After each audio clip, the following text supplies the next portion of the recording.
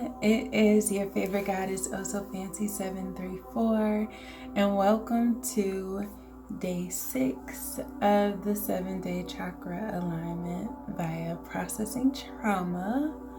And we are addressing the chakra number 2, the Sacral Plexus chakra. And I want to go ahead and give a disclaimer, like off bail.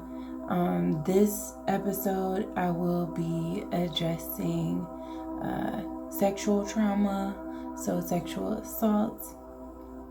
So there will be some trigger warnings. I will also be covering,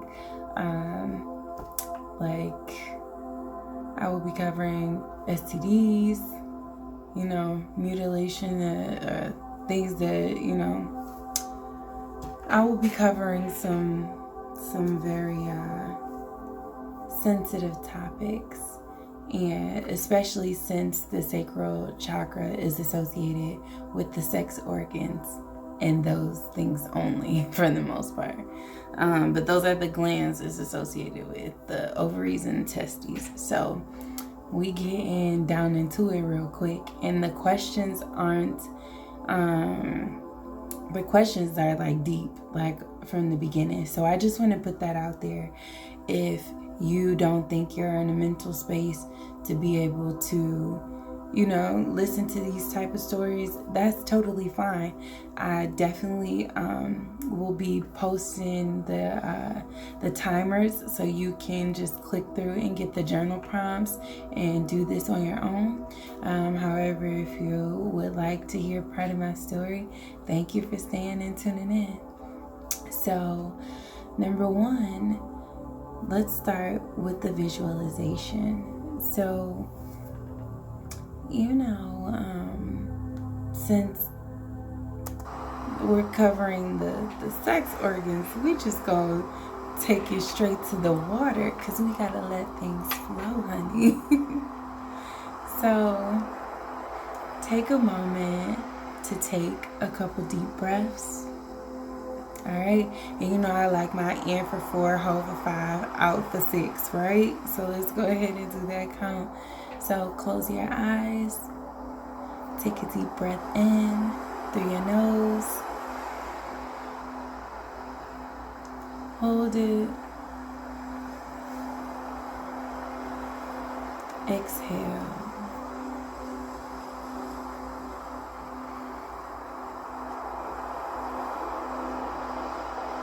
in through your nose,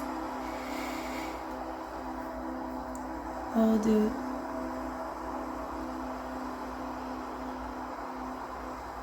exhale. Deep breath in and blow it out.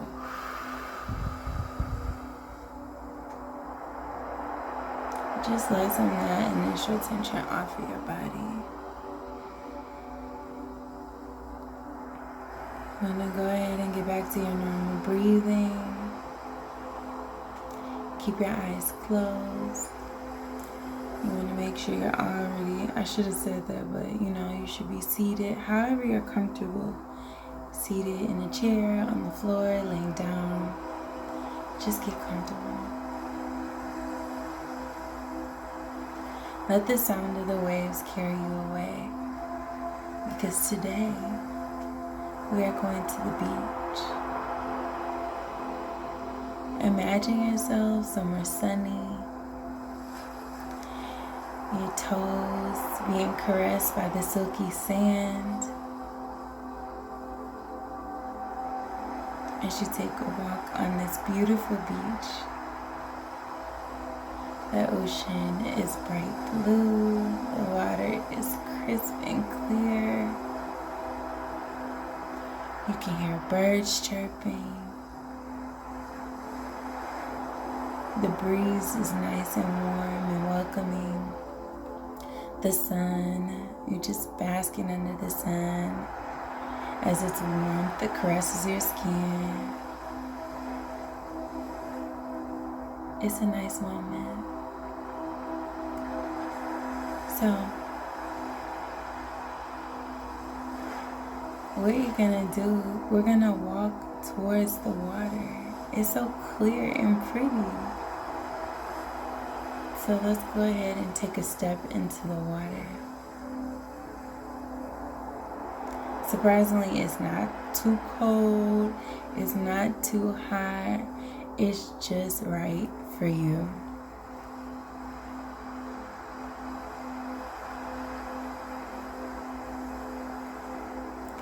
And then continue to walk into the water until it's about waist deep.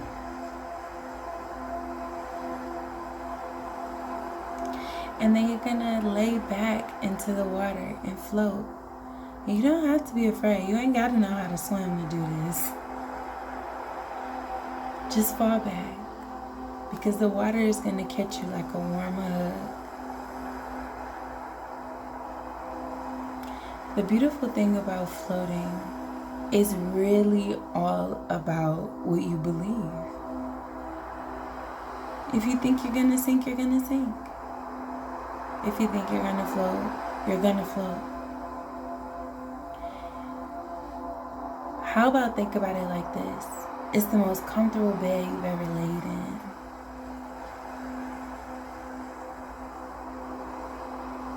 The temperature is perfect. You feel so lightweight and free. And you could just float and be. Allow whatever thoughts to come. And we're going to take it from there. So go ahead and open your eyes. And we still in this beautiful place with all this water. Enjoying it. So we have a lot to address today. So while you're floating in the water, you just gonna chill and listen to me real quick. So the sacral plexus, I don't know why I can't say it right today. The sacral plexus chakra is chakra number 2. It's called Svadhisthana. I think I'm saying that right? Yeah, Svadhisthana. I don't know. And the color is associated with this orange. If you haven't tuned in previously, the book that I'm taking, that I've basically aligned this practice with, is this book called Chakra Healing.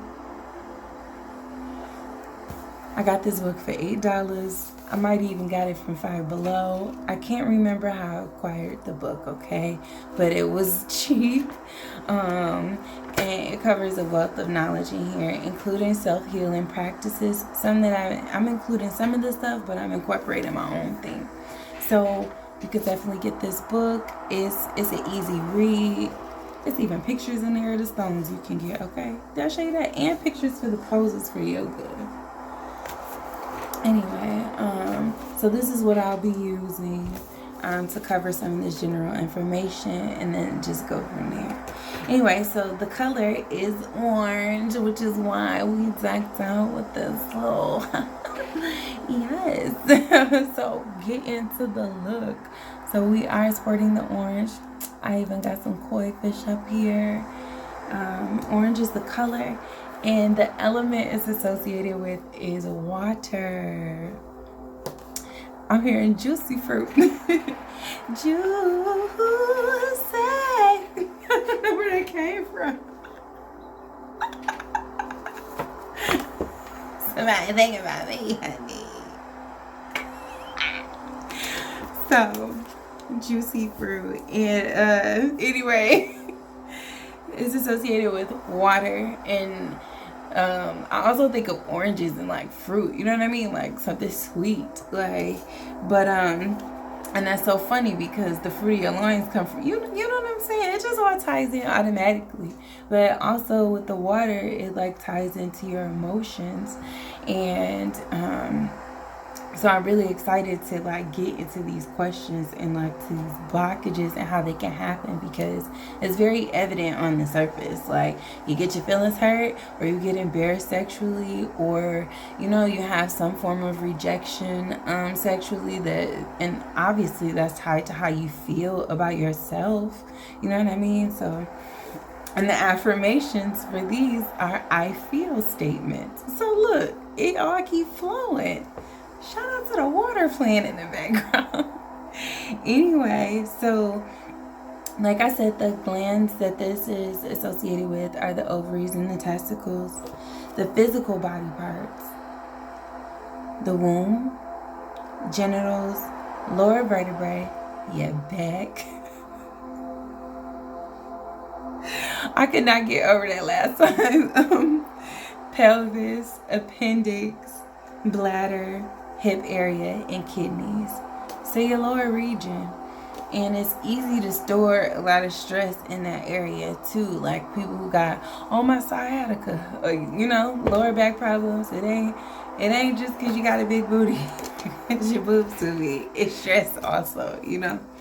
And it can cause a lot of hip pain and other things of that nature. And I've been having a lot of that lately. Like on the lows, I've been putting this episode off because I knew I was going to get sad. I didn't want to have to deal with that.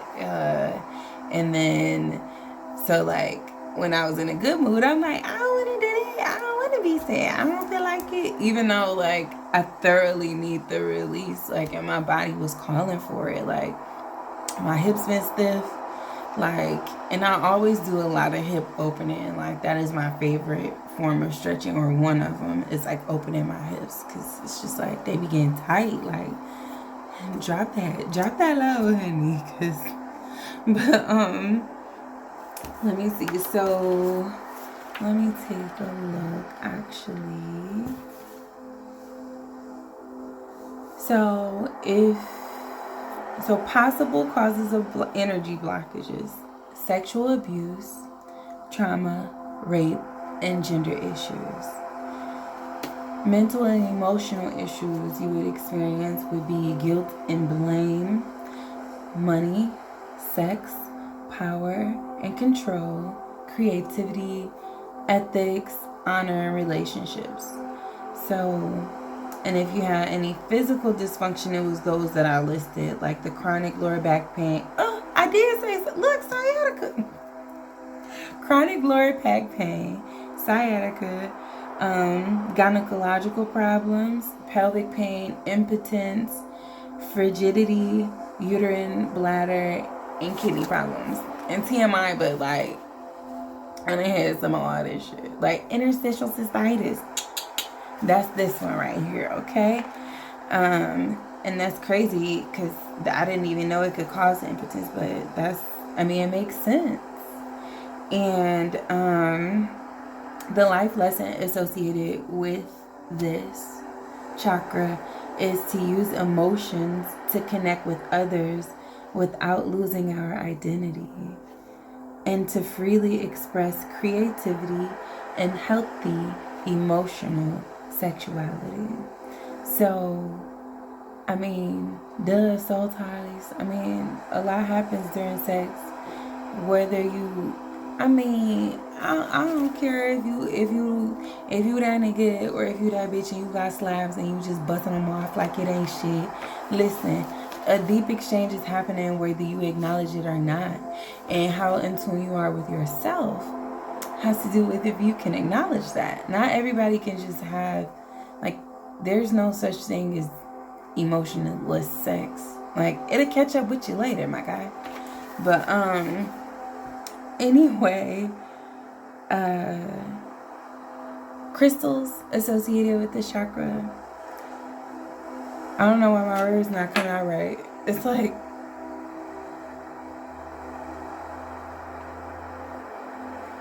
sorry, I know I like warm water. I gotta keep it cracking. Let me see. This one seems hotter. Oh yeah, this still hot. It was like hot.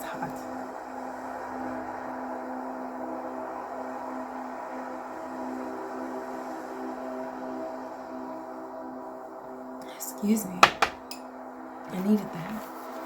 Okay, so the crystals associated with this chakra: carnelian, amber, moonstone, coral, orange tourmaline, and sunstone.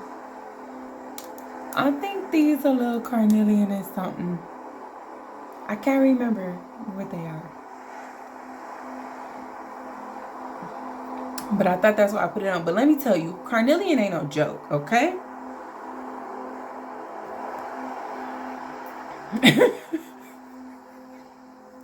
Carnelian ain't no joke.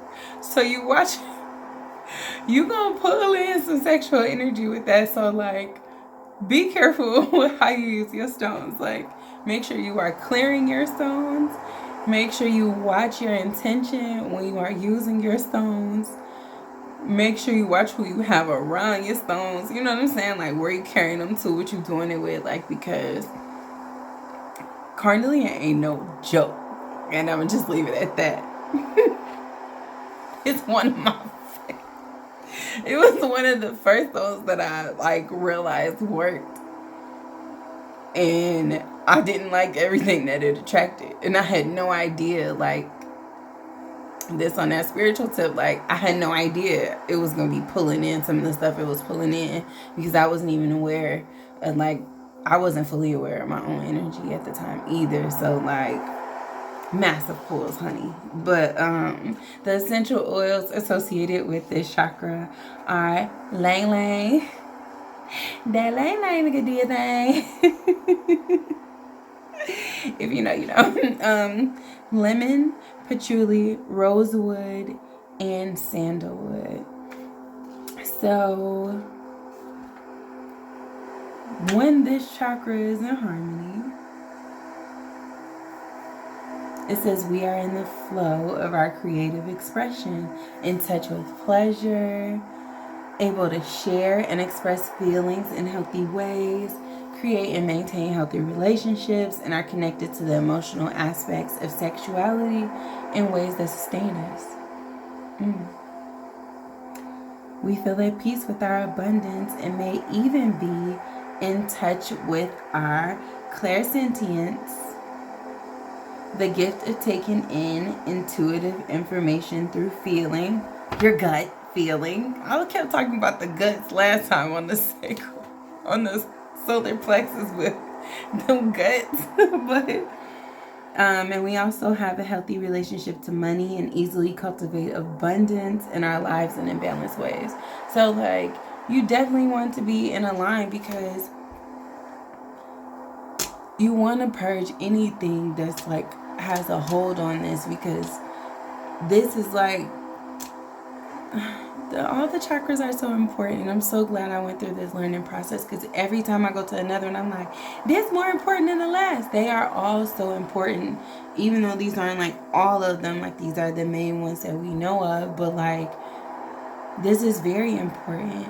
You need your creative side, especially if you a hustler. Like, people that hustle, you have to be creative to, or entrepreneurs, you know, that's a professional way, you know, but you have to be able to be creative to continue to pivot in a market that's always changing, and to figure out a way to make money for you and be profitable for you. Like, this is very important. And even if you don't hustle and you're not an entrepreneur, like, you have to stay creative as like a blue collar person or anybody that works a job. Like, nothing is forever. Things are constantly changing. That's why you got a resume, because what you doing, where you been, what's going on. It can change at any point, and you gotta stay creative. You need your creativity open. This is why, like, I also just think of creativity as your imagination, because what can you bring to life with your hands, you know, from your mind? Like, you need this part of you open. And imagine how many people aren't tapped into spiritual gifts, or don't know that they're spiritually gifted, because they don't know how to trust themselves because of trauma they have suffered to these areas. And so it's like debilitating. It's literally keeping you from trusting yourself. And you should never trust anybody more than you trust me. Because even if you know you got to put your trust in somebody else, like, you're trusting your ability to know that you can't be accountable or whatever. It's still you at the end of the day. Like, so when it's out of harmony, we have difficulty expressing our feelings or are cut off from them, are out of touch with pleasure, and hold unprocessed anger. You know how people be like, you seem like you need something, because you get a little tense.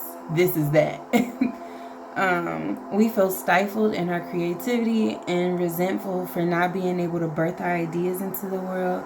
We also may have relationship issues, platonic and romantic, reproductive issues, or feel unstable or unhealthy around aspects of our sexuality. There will also be feelings of shame. We also may have issues around money and abundance, either placing an overemphasis on obtaining material goods or not owning our abundance at all. So the people that's just like, all I see is money. All I get is money. I get money. Like, they got a one-track mind. They focus on money. Like, you running from something. This is why you chasing the one thing that you think is the most important that you can get your hands on. Because it's something that's bothering you that you can't quite put your hands on. Because you can't reach it to your gut and pull it out, you know? I mean... So, let's get straight into it. So there's a lot, like,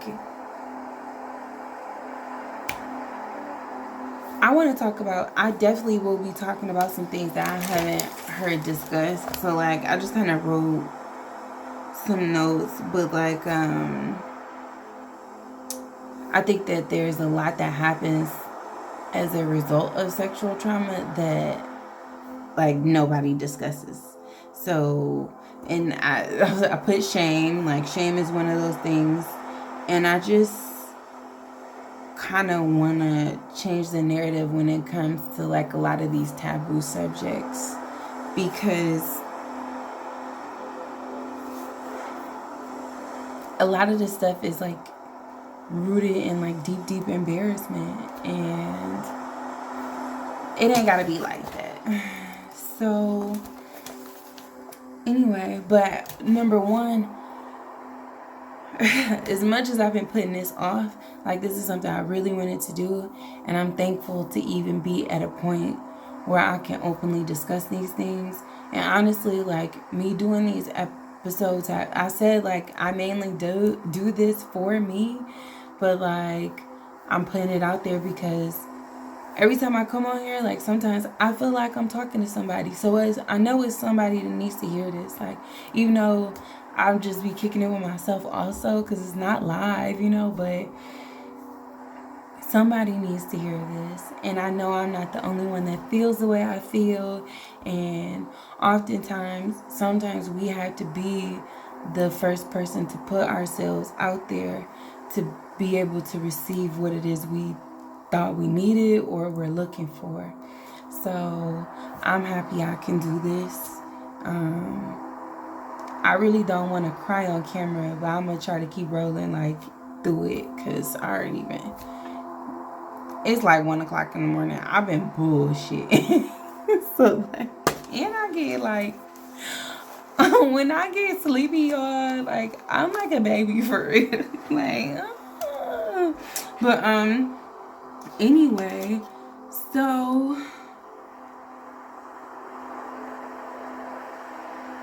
I'm trying to figure out which one is the lightest question to start with, because it's really not no light questions.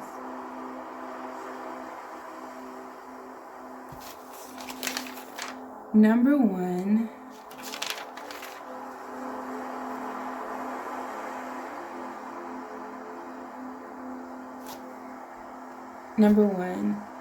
does the way I represent my gender align?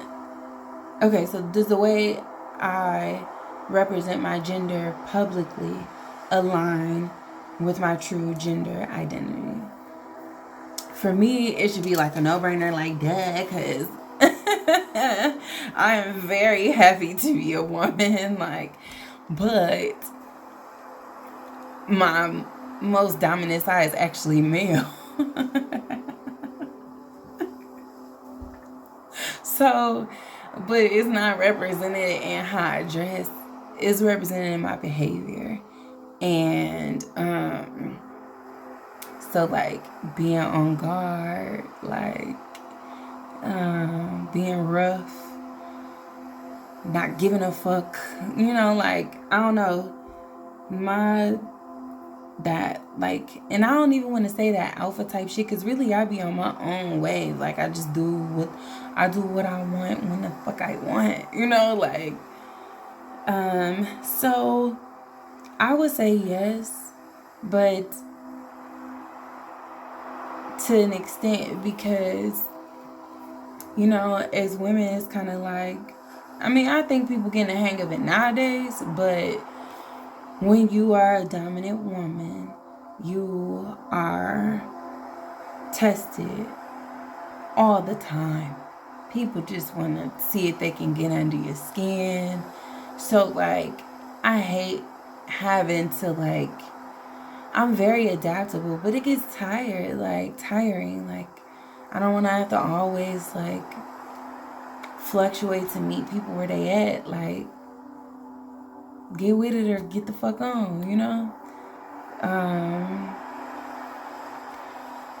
And so I would say for the most part, yes. But I know it's a lot of people that can't say that, and that there's a lot of embarrassment and shame with who they identify themselves with. But really, it's kind of like, how long are you going to live your life for somebody else? And listen, I did it for a long time. I'm 35. And I don't need, like, the fact that I'm saying that on camera is a big deal. But, like, how long are you going to live for somebody else? Because when you leave this earth, it's only, you're leaving by yourself unless you plan on taking somebody with you. And I'm telling you, you better have them in your hand. Like, you can plan all you want to, but you're going by yourself. So, is it really worth it? Like, I know people think about their parents and things like that. Like, oh, they would be ashamed. Look, it's shit your parents do that you do not know about. And when do you find out everybody's secrets? When they die. Live and be who you want. Like, don't be the person that all your business come out at the end of your life and you can't even defend it. Why not just be who you want to be, boldly and proudly, and know that coming out as whoever you are will clear the way for the people who need to be in your life. It's no way for you to get to where you need to be by holding on to the things that you no longer need. And obviously it's easier said than done, because I'm sitting here all cute and shit, whatever, and I'm comfortable with my gender. I know it's very much easier said than done, but it's people who will defend you, it's people who love you, and it's people who want to see you as you are. It's people who can see that you are hurting because you're not presenting yourself as who you know yourself to be.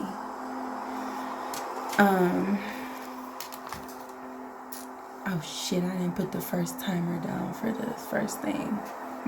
Okay. Question number 2. What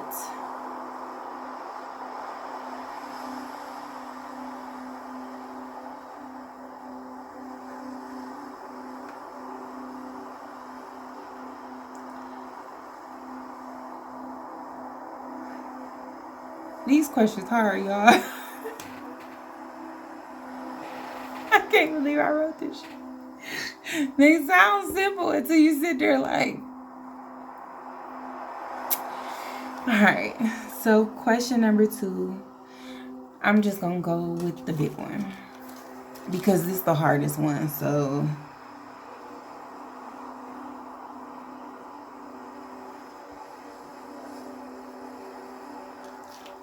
It's not the hardest one.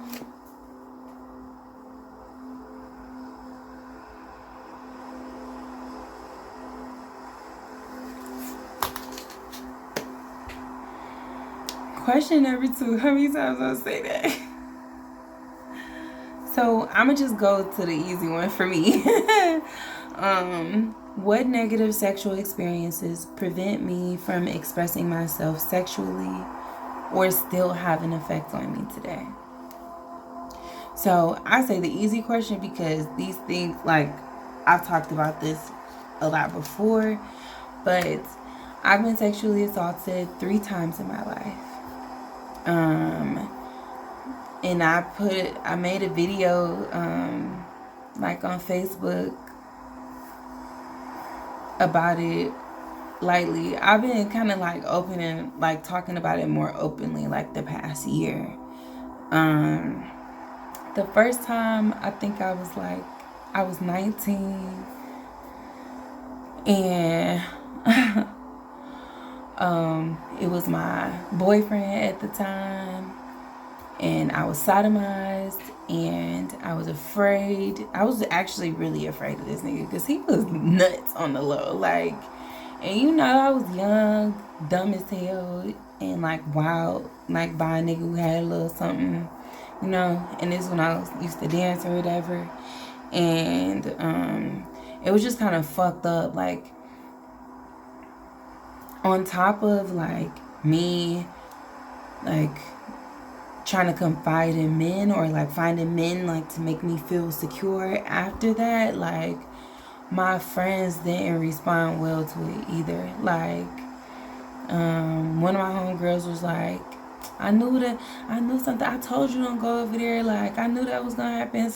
I knew something was gonna happen to you. And it's just like, that's not what you tell nobody after they are confiding in you that they were just assaulted, that they just had something taken from them that they can't get back, and they couldn't protect themselves.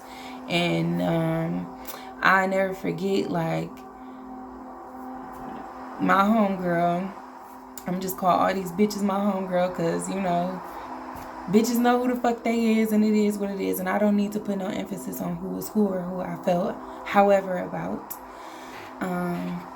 because it's not about them. But I think the thing that was so fucked up to me, like, I was the strongest friend in my group, you know what I'm saying? Like, I was the bitch that people would call, like, I was the motherfucking hitter. So, like, imagine, like, the person you depend on so you don't get your motherfucking ass whooped, needing help, and then responding to this person like they not shit. You know, like, one of my homegirls,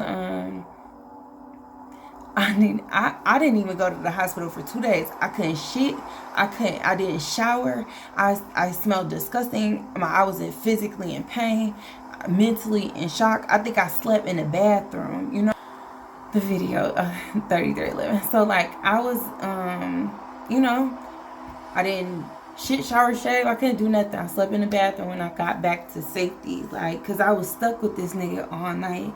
And he dropped me out the next day, and I even confronted him about it, and like, I was trying to tell him about it. Like, I still mustered up the strength to say something to him, you know. I was proud of myself for that. And of course he downplayed it, but I want homegirl, like, dropped me off in my car. She wanted to use my car to go to the club with her and her bitch. Like, she dropped me off at the hospital, and nobody stayed with me. I had to go through this shit by myself, and then, like, you know,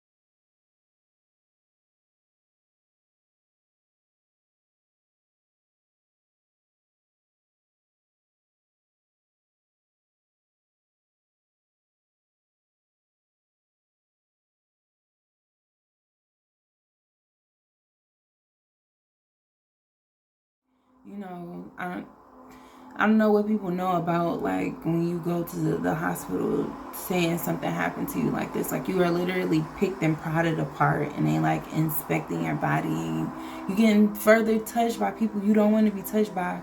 You was already just touched in a manner you didn't want to be touched in by somebody. You know, whether you trusted them, knew them, or not. Like, your space was violated.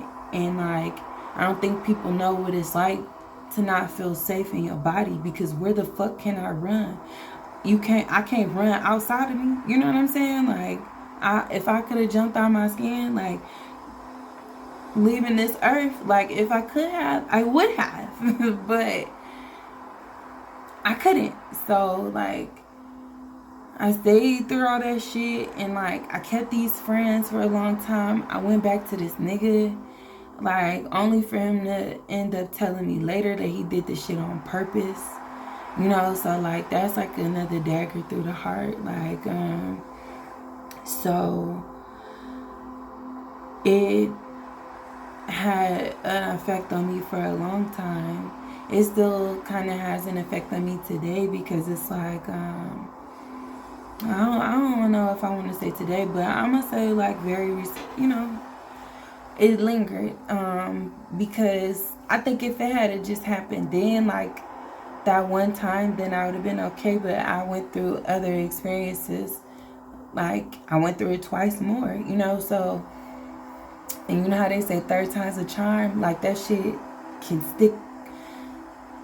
It's like, by then it's a habit, you know what I'm saying? And it didn't happen with the same person 3 times, but, like, going through that experience on 3 different occasions is kind of like,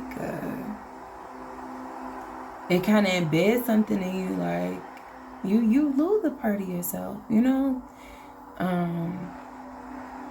And it makes you lose value, or it makes you devalue yourself in ways, or you definitely feel that way. Because who the fuck steals ass, my nigga? Like, every time I think about that now, like, what kind of broke ass nigga gotta steal some ass? Like, that is it's not funny, but it's fun. That's what you don't know why it's funny to me, but it's the laughter I can take with it. Like, you that broke, you gotta steal some ass? Ew, nigga. Like, I don't know. That's just how I feel about it. But, so, it still has an effect on me. Like, so for the longest after that, like, mind you, I'm a very sexual person. Like, I've always been very comfortable sexually. I've always been very open and vocal about my sexuality, what I want, what I don't want. Like, and I'm known to be, like, kind of a picky bitch, where, you know, used to, like, it, I could not have sex without, like, either drinking or smoking first. And, like, this is when I started getting into smoking a little bit, because smoking is an aphrodisiac, you know, like, so it just helped loosen you up a little bit. And nobody should have to, you know, like, that's a problem if you gotta do anything before you have sex, or, like, to boost you to have sex. But, like, it still was one of the ways that, like, I would get a release, like, so I needed that, and, like, or whatever. And then, of course, like, I've heard that, you know, like, when you sexually assaulted, like, it makes you, like, overly sexually active and all this other stuff, because it's kind of like, don't take it, you can have it, you know. Like, I don't know, but me, like I said, I was always a very sexual person. So, like, I enjoyed having sex, and often, and it's kind of, like, fucked me up. Like, it just did. And I think, so what I went through was traumatic as fuck. So I don't have to go into I'm not going through no details on that. Like, I'm not trying to put that on nobody's brain. But, like, everybody don't watch movies. You know what I'm saying? Like, that shit But I still, like, what fucked me up the most, and even thinking about what fucked me up the most was, like, the people that I love the most, their response to me needing them, like, or not knowing how to say that I needed them. And we were young, I get it. But, like, the group of women that I had in my life for a long time, the same as we all had extreme daddy issues. So the love that we would give men, we didn't truly have for one another. You know, like, we did what we could for each other as best as we knew how. And I think, I don't know, but I think I had my days. I think everybody got their get backs when I was at my lowest. And I'll always, I mean, that's just, it is what it is. Because you don't respond to people like that when they're that vulnerable with you. Especially not the people that come to your rescue. But that's neither here nor there. So the second time was not too long. I think it was about a year after that, or it was like a year or two, or it might have been 2 years later. And I was sexually assaulted by a couple in my family. So that's a no-brainer. I have no interest to fuck anybody I'm related to. Never have, never will be. And I think I was thinking about this recently, like, the craziest thing about this person and my family that did this to me. I remember when I was younger and they had took me to, like, a little get together at somebody's house, and I remember seeing, like, this nigga, and I was like, damn, he fine, who the fuck is that?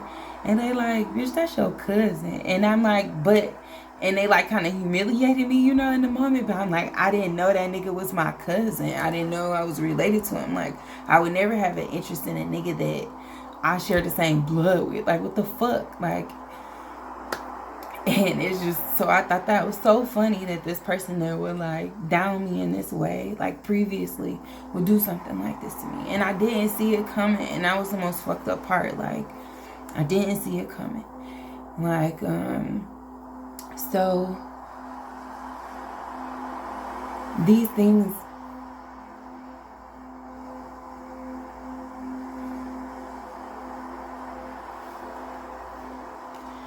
in ways, they do still have an effect on me today, because I mean, I had a lot of shame associated with what happened. Like, still do. And it's like, why should I be ashamed for something that happened to me? You know, like, but I am. And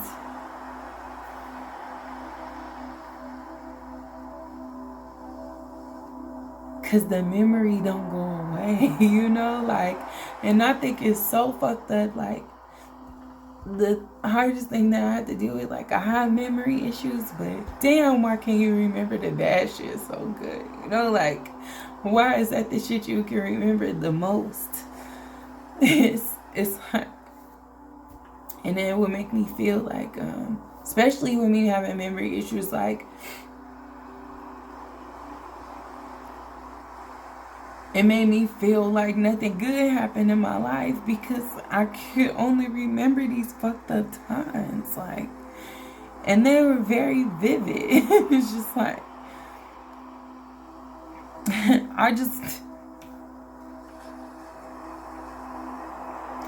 so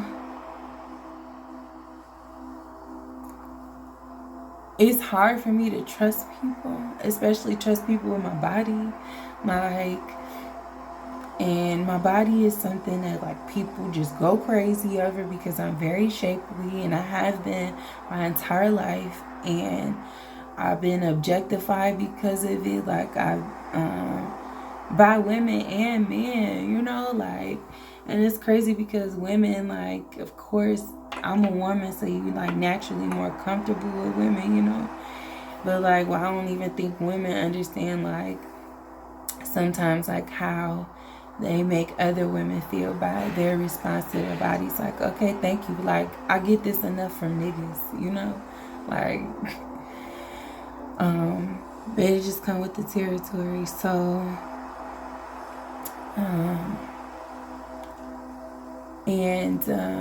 so that and kind of really made me, you know, again, lose hope in people I love, because I felt like, again, these are the people that love me the most, you know? These are the people closest to me. Like, how could they? Why? Why would they? I don't even know what put something in somebody's head like that. Like, I'm gonna take this. Like, the fuck? And I just really think it's something sick about, like, people that can continue through the rejection the entire time through. You know what I'm saying? Like, and again, I confronted this person afterwards too, because it's like, at a later time, and I kept this person in my life, you know, like, for a long time, and this person constantly, like, will humiliate me or do stuff to me. I wonder if this person knows that I remember, like, when I got in my accident, like, they told me that, so you can see this scar through my face. We got in a car accident together, and they told me that my face, like, I was stuck in the window.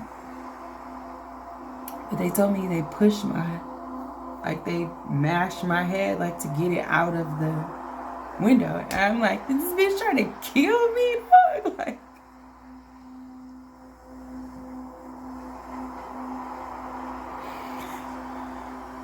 I've been through a lot, and it stays because it's just like, I don't know where this hate comes from people. And it was like, it has an effect on me today because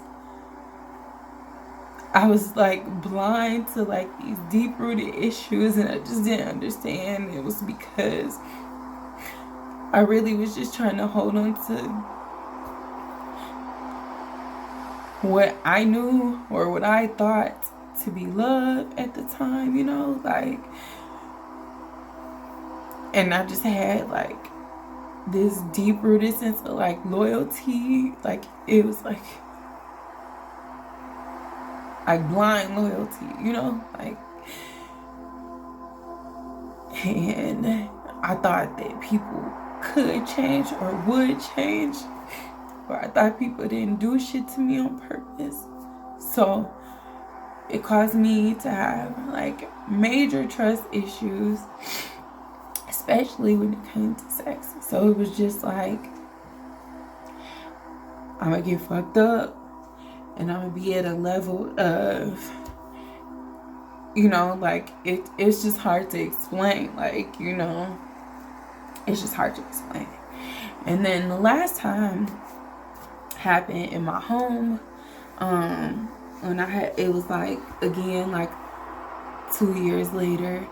And this last time, I don't know what happened because I was completely obliterated. I just had been very familiar with being sodomized before, so I knew something happened to me the next day. I didn't know what happened. I called the nigga that I thought, you know, like, did something about E. But, like, I called the person that I thought did something. They denied. I'm like, whatever. I still said my piece. And I just, because I had been familiar with people who had been denied by me, you know what I'm saying? Like, and it's so crazy because I don't even remember this person coming. I knew they were supposed to, but I don't remember him being there. And then, like, the fact that he admitted that he did come, like, I'm like, nigga, I wasn't even awake. So what really happened, you know? But whatever. And I'm like, where was the people? I don't know, like, who, you know? I'm like, who the fuck? Where was the people that I trusted? Who was watching me? Like, it was a house full of people. Like, I don't know. So those are the things that had an effect on me for a very long time. They do still have an effect on me today because it kind of ties into another question I'll explain why, but like, it changed what I like. I developed some sexual interests that I didn't have prior or previously, and it changed like my process. You know what I'm saying? Like my comfortability with being able to express myself.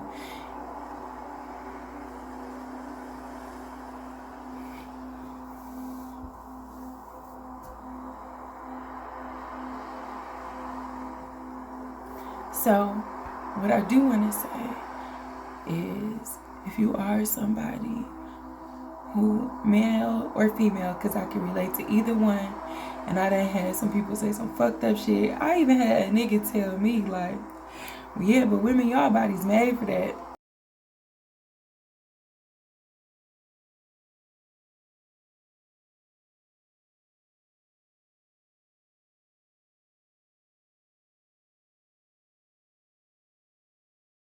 Really, I'm not made for nobody dick to go up in my ass, but I mean, you sound like that might have happened to you. You know, this it's like something that men say when that is a red flag to me when men have been sexually assaulted. They like, but it's made to happen to women. You know, like your body is made. My vagina is made to receive. Nobody's rectum is made to receive. It's literally made to expel. The muscles cannot be repaired, baby. So if you are a man or a woman who has been sexually assaulted and you haven't heard it, just let me be the first to tell you I'm sorry. Because you didn't deserve that. You deserve to be protected. You didn't deserve to have anything taken from you. You didn't deserve to be made to feel unsafe or devalued or like you weren't worth anything. You're not an object. You are very much a person. And I hope that you can heal and be loved and love yourself enough to be whole again, because you can be.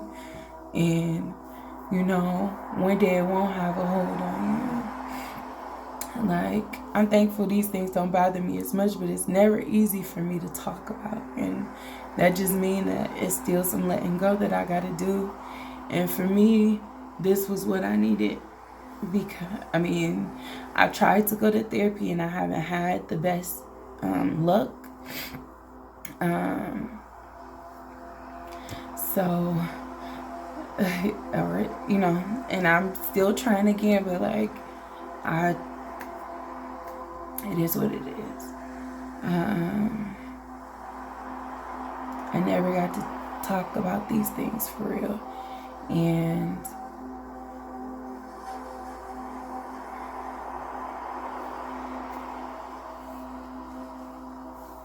so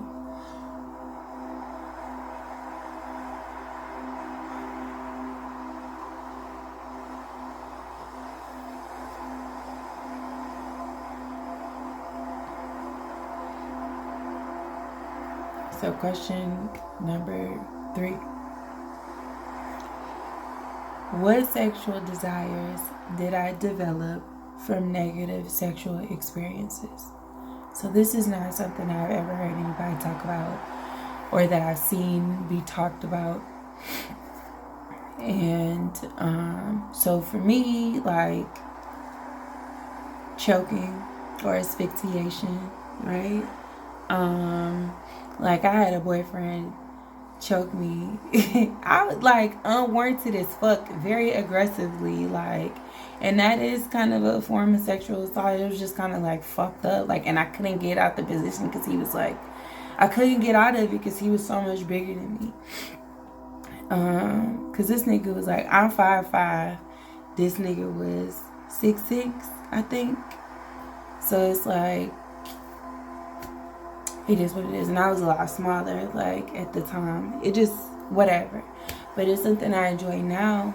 And this is what I'm talking about. Like, the things that happen to you, they end up becoming the things you desire because you're, like, in a way, like, you want to take ownership back. Or, like, let's be real, like, your body is still responding in a manner like it's pleasing to you even though it wasn't. And it's just like your body has no choice but to respond in that way, to like kind of it's it's what it does. So that's like anal. I'm still not into anal like that. It was never my forte. I had already tried it before with one of my my other boyfriends. Cause let me tell you, being a big booty bitch my whole life has not been like an easy ride. These always want to play in your ass or do some shit without asking you. Like, that's just not me. Like, and but like, so now I developed like sort of a liking or somewhat of an interest to that, but it's like I got rules, so it's okay if you like these things. Now you can still enjoy these things in your way, and you have to create boundaries, and you gotta create like some parameters. You gotta have somebody you can trust so you can tell them what's enough, like, so you can tell them what to do, how to do, and when to do what you want done to you, when you want done to you. And it's like, you don't have to be embarrassed about liking something because it necessarily came from a bad place.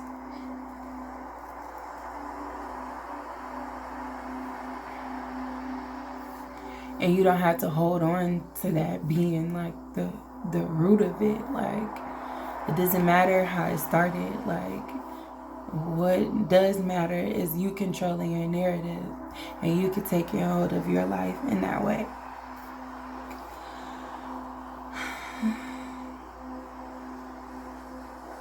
My hair like a motherfucker right now.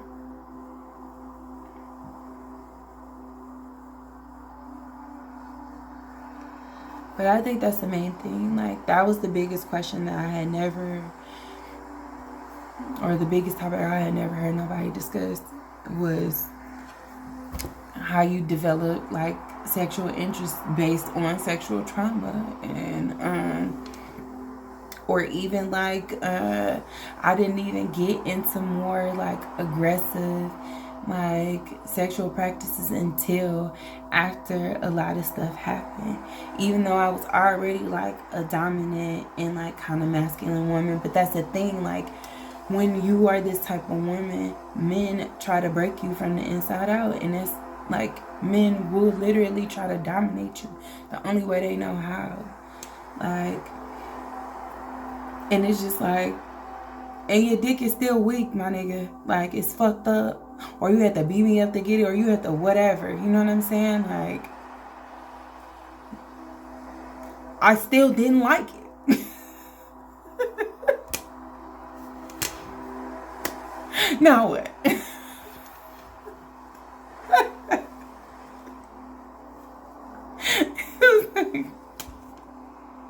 Make it make sense. I know this is not funny, but like,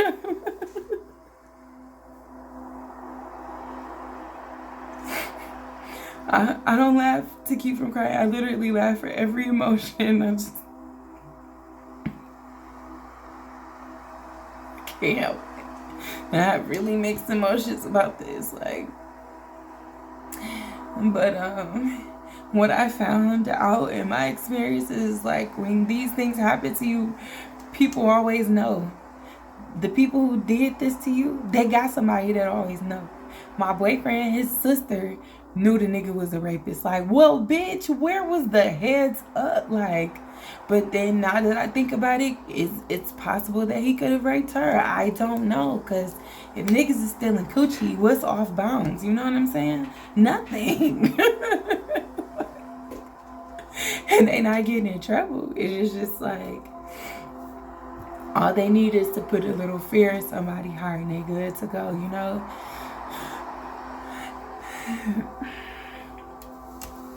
So,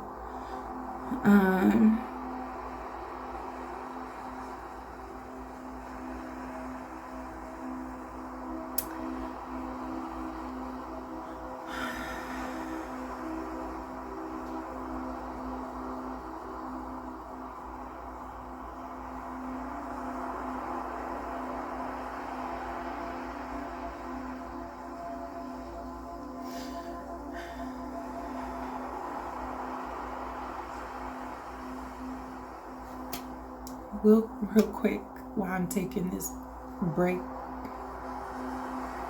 for me to think and kind of settle myself. Like, this would be the time you do deep breathing. Right now I can't.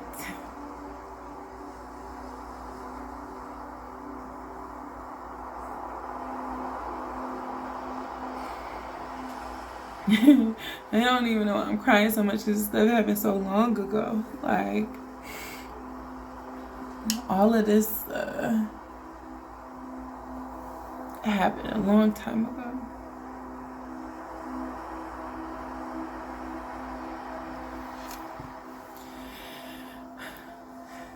Well, at least, yeah, I think the last time, I think my daughter was like 2. My daughter is 12 now. So yeah, 10 years is a long time. And this is why I'm saying, like, I'm putting this stuff out there, because people are really holding on to stuff that has happened like lifetimes ago, and it's still affecting them today, me included, you know, in some ways. Obviously, like,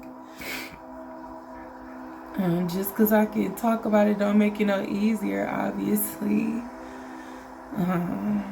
And I'm not breaking down all super ugly on camera, but trust me, I will afterwards. So, and no, I'm not a professional. So obviously, like, if you need a support person, find you a support person. Maybe I need to link some information below. And if you need a support person, I could be your support person if you need it.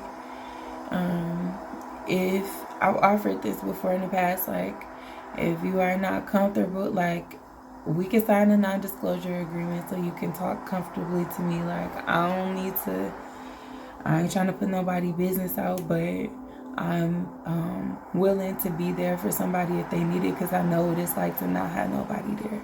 Like, so if you need somebody to hear you out, or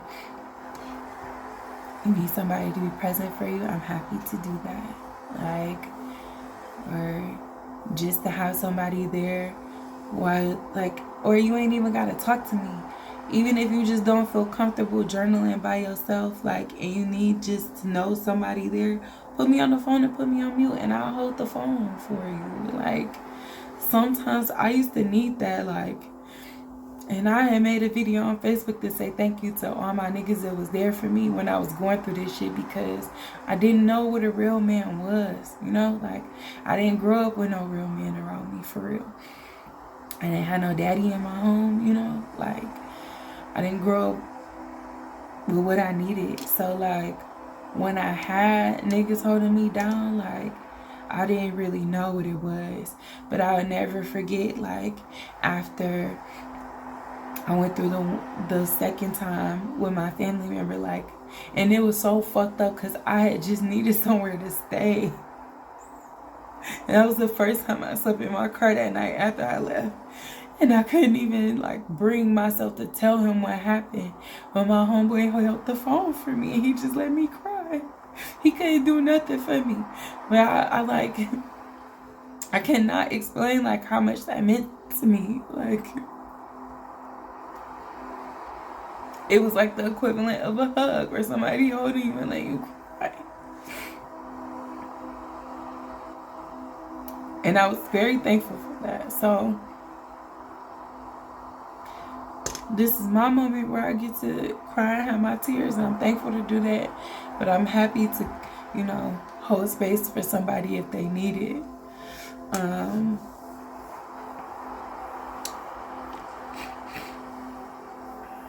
breaking out in highs. I get stressed out, I break out in highs. Oh my God. So I need some water. Okay, that water not hot, so I gotta pause this because I need some water.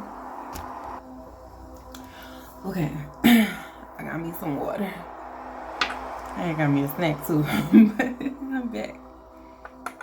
So the next part, I think this question 4.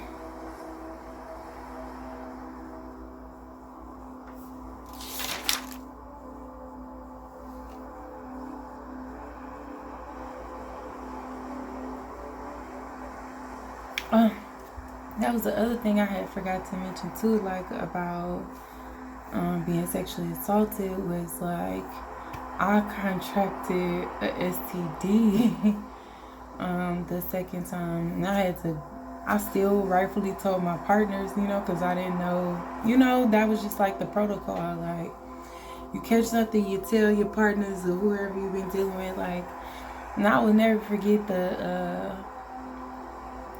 it was fucked up, because it's like when you catch something, that rolls into this next question, but it's like when you catch something, people treat you like you nasty. Like, bitch, I didn't give this shit to myself. Why would I do this to myself? Like, and I'm somebody that gets tested regularly, and obviously I'm telling you because I care about our sexual health. You know what I'm saying? Like, I could have just not told you. But like, I get it.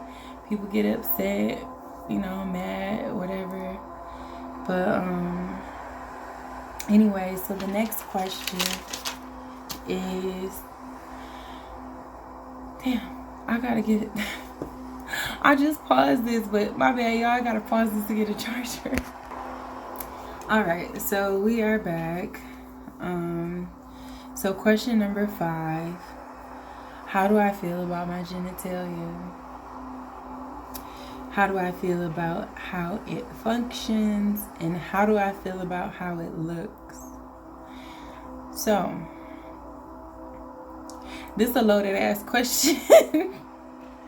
How do I feel about my genitalia? I love my coochie. Like, I love my pussy. Pussy is one of my favorite words. It used to be one of my favorite words to call niggas. Pussy. But now I have a very strong bond with my pussy, with my vagina, and I feel for her, like, baby girl, man. But like, we done been through a lot. We had reached the max time limit, so it's probably a little skip or something in there. But I have mixed feelings about it. Like, I don't have pity for her, but I feel like she's been through so much, and like, I'm a mom, so she's been through abuse, she's been through birth, which is another form of, I don't want to say abuse, but you know what I mean? Like, regardless if this was what the body was meant to do or not, these are very stressing things. And like, it took me a long time to feel like bonded with my vagina. I felt like it was separate. Like, I didn't feel like it was a part of me. I felt like it was an object, like, so I didn't have a connection to myself for a long time. And I remember, I'm about to roll into the next, like, key point on this, but like, I remember when a guy or a friend of mine a while back told me, like, well, creative energy is sexual energy, and I'm like, you're damn right. But so you definitely need a connection to your loins. You know what I'm saying? How do I feel about how it functions? I have some frustration about how she functions, and how do I feel about how it looks?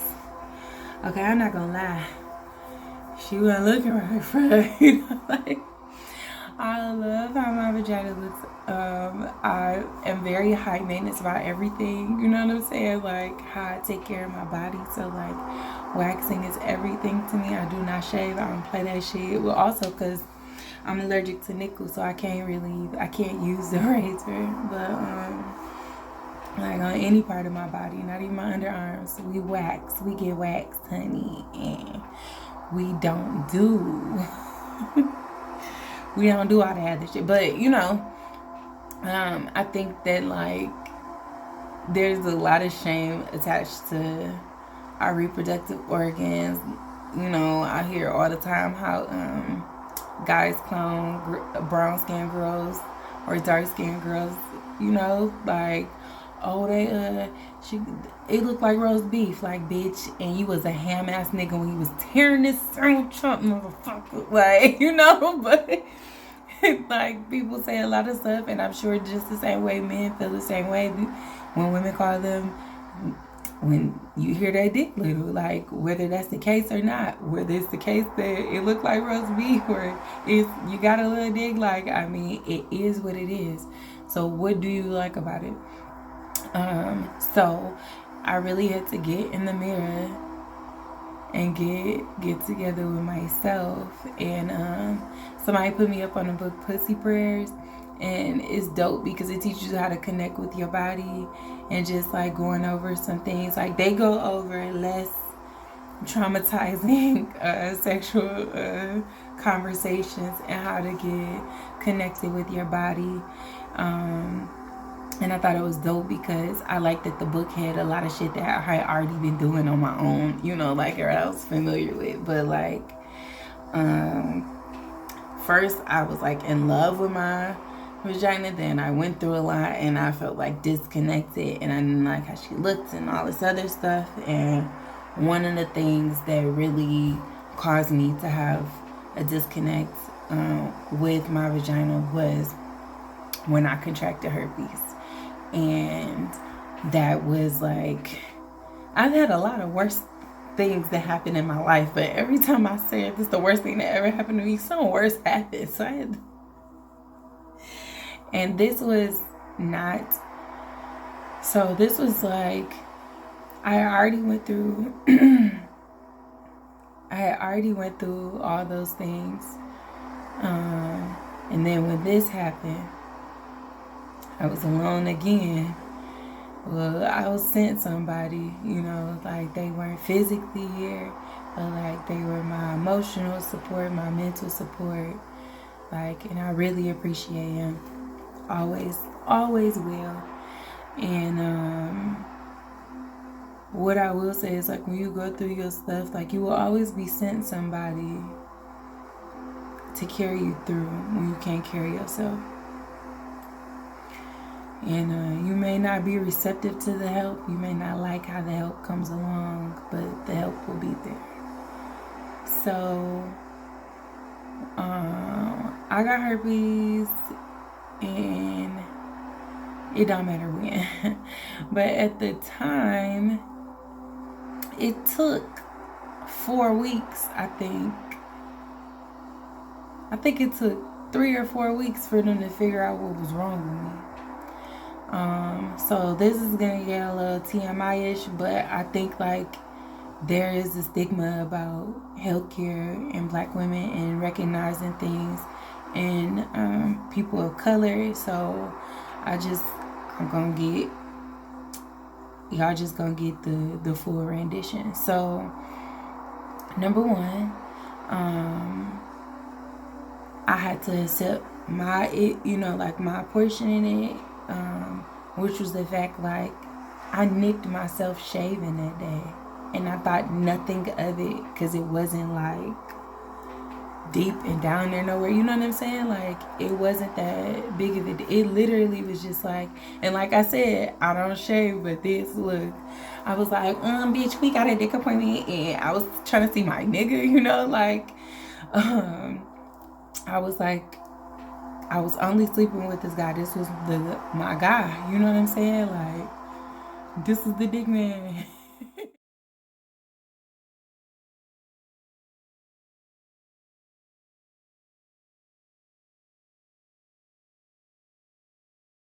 And I wasn't trying to miss my appointment. So I was like hurrying up and like just doing a little touch-up shave or whatever and nicked myself. I kid you not, it wasn't even like... it was like it was nothing. And now I was ignorant. I didn't think anything of it. And because I trusted my partner and I had been seeing him for, like a while. I think we was like a year and some change in. Like it was like, yeah, it was probably like a year and something. I don't know. But and we still would use protection, so like I was like, okay, like it's nothing, it's not. I thought nothing of it. Literally nothing of it. Because it wasn't even, I couldn't even, whatever. Anyway, so less than 2 weeks, this was, I think it was 2 weeks or less that I started having like discharge, and it was like it was like a fluid, and so it wasn't thick. Like, y'all know how you scratch your knee and the pus be like clear, you know what I'm saying, like kind of like that. And so that was what it was reminding me. I'm like, because I'm not peeing, what is this? You know what I'm saying? Like, I just noticed that. I'm like, I noticed I was having a discharge I had never seen before. And I'm like, but on the pad, it looked like urine, like it kind of looked like urine. But I'm like, I'm not peeing. Like, and he was gifted, but I'm like, this nigga ain't knocked my urethra like off the box, bitch. I can hold my pee. What the fuck? Like, so this was going on for a couple weeks. Then I'm starting to get uncomfortable. Like, so, and this is what I want to say.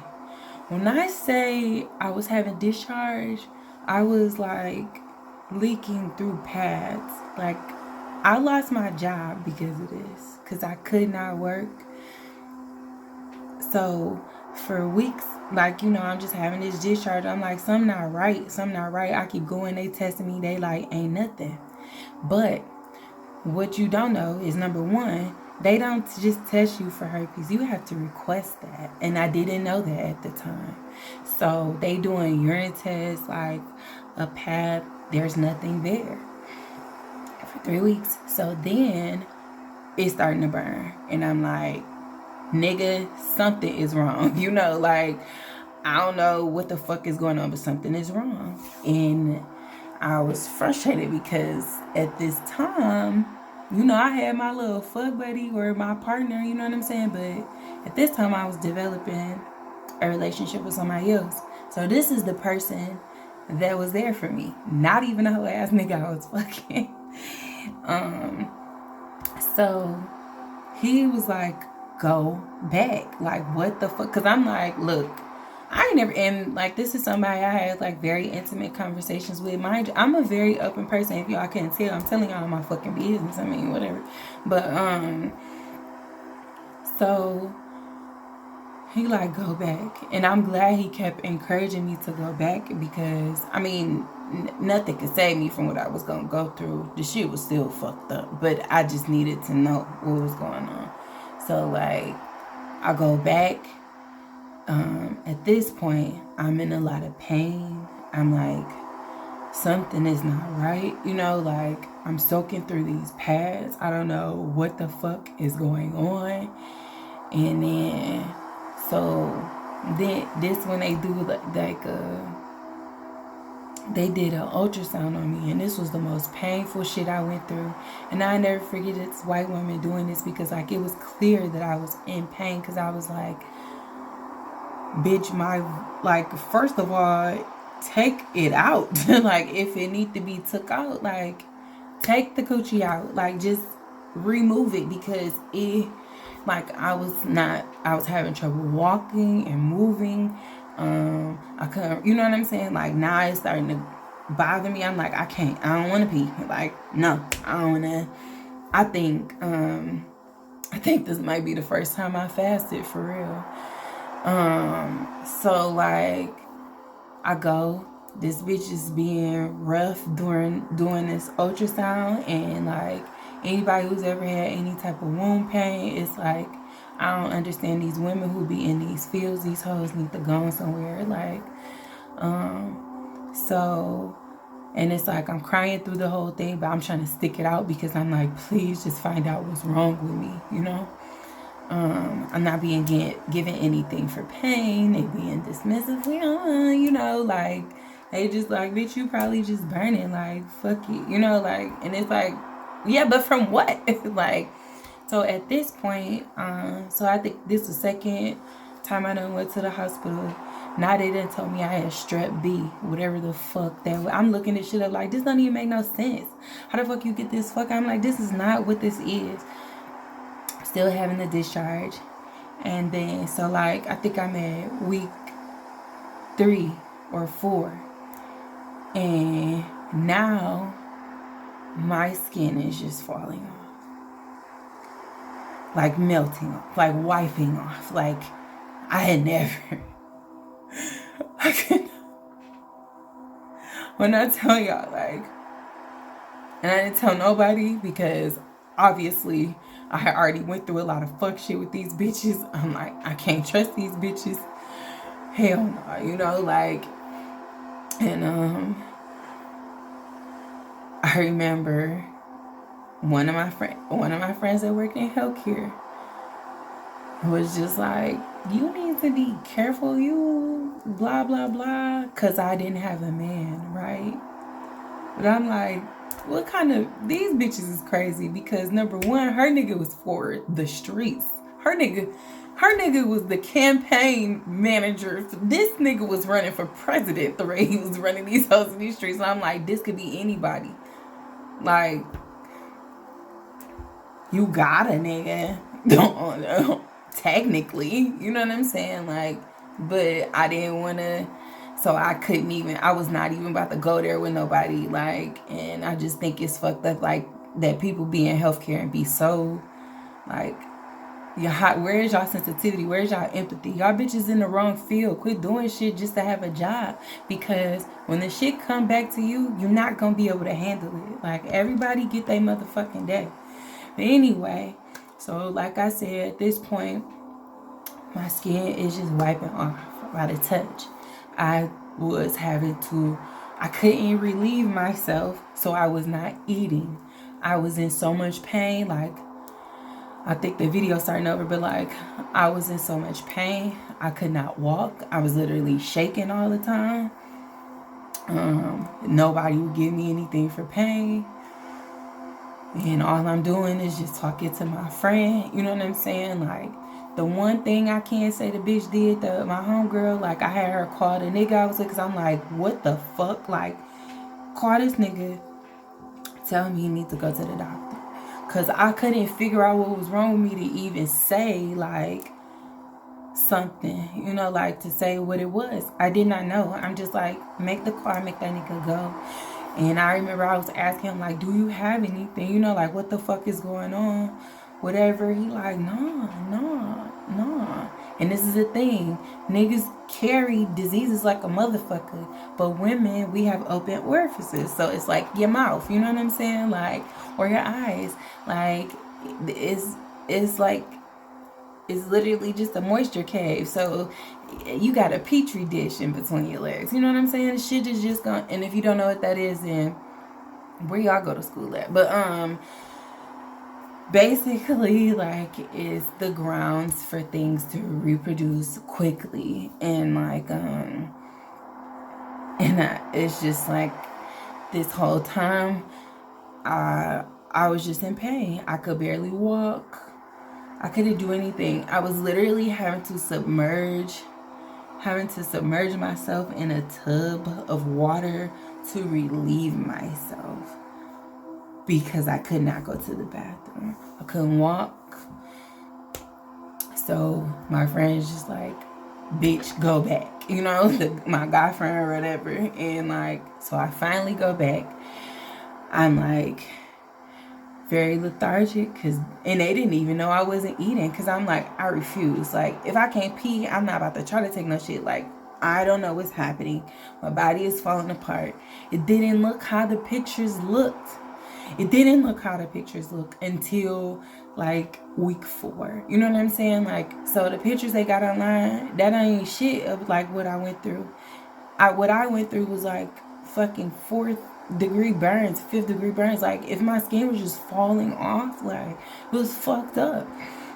So, and I didn't even want to look. I'm like, oh God, I didn't even want to look. And I had to look because I'm like, I need to know what's going on with my pussy. What the fuck?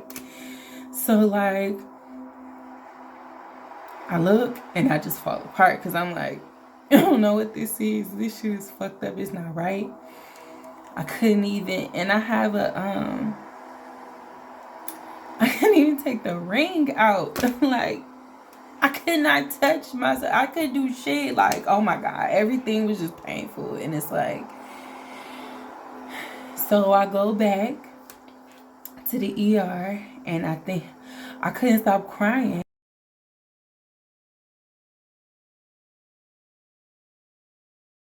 Like, even how I'm getting tired now, like,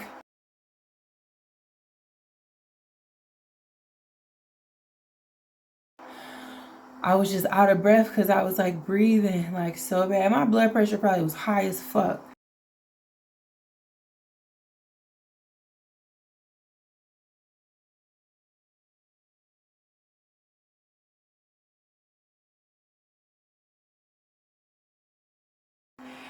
And, you know, like, they just leave you sitting around there, you know, as a black woman, my pain, and I'm not a little woman. So, like, my pain is always dismissed.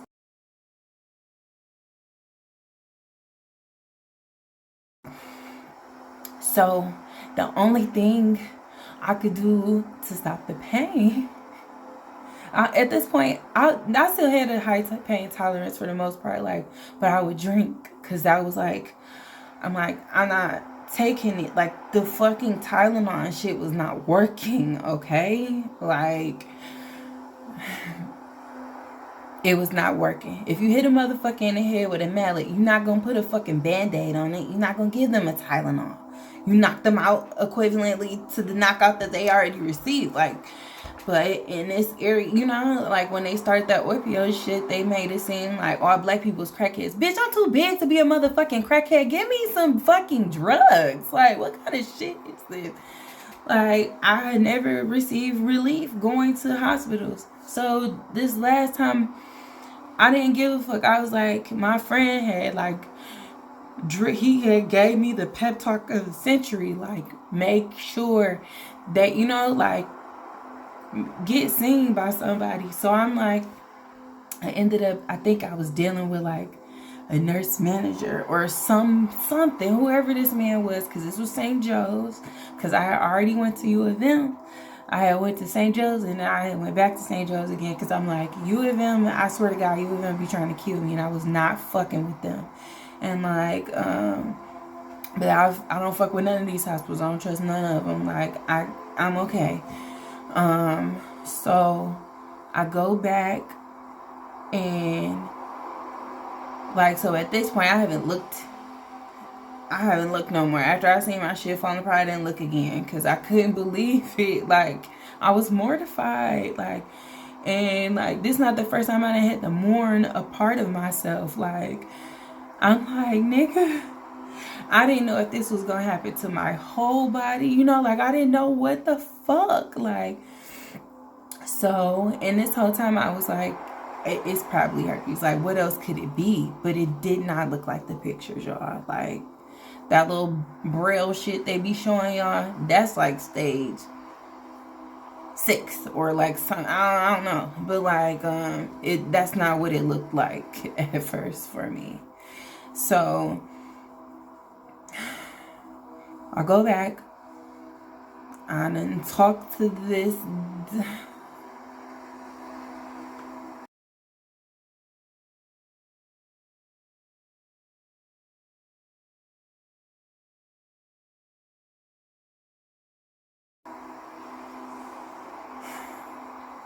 Sorry, you gotta bear with me because when I get too stressed, I can't talk. So I done talked to this doctor.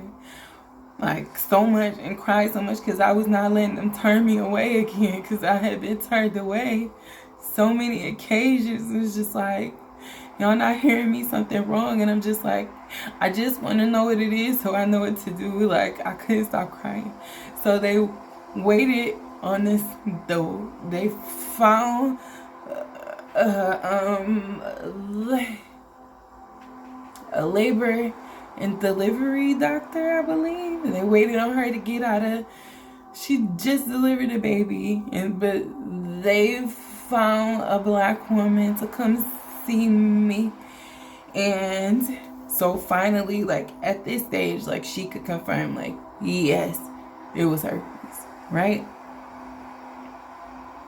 And it didn't help none, because even the lidocaine, like I was just happy. I told her thank you, you know, like it's so fucked up, like, because I always thank people even though they don't, like, they doing their job or whatever, but I told her thank you. I just wanted her to understand, like, that I had needed her, you know, like I had needed her weeks ago. So I tried to make sure I tell her thank you. I always try to make sure I communicate that to people who I know give a fuck about their job, because they are needed. And it was so fucked up because, like, they didn't give me nothing. Like, they could have gave me they could have. I still to this day don't understand why they didn't put a catheter in me, why they didn't numb me up and put a catheter in me and admit me, because it was that bad. Like, I couldn't walk. Like, and I was still, like, mustering up the strength to drive and get myself there. I was still trying to muster up the strength to go to work when I could. I could not do shit. And I just felt like I was laying in my house dying. And then I'm like, fuck, I can't even go to the bathroom. I don't want to go to the bathroom. Like, what kind of shit is that? So I find out it is what it is. You know what I'm saying? Like,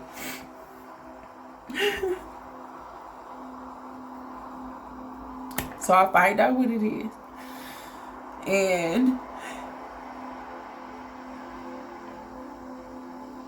But that didn't help. The only thing it did was give me a peace of mind, because I had an answer. But they gave me like that topical lidocaine, which was a waste of money because it did nothing.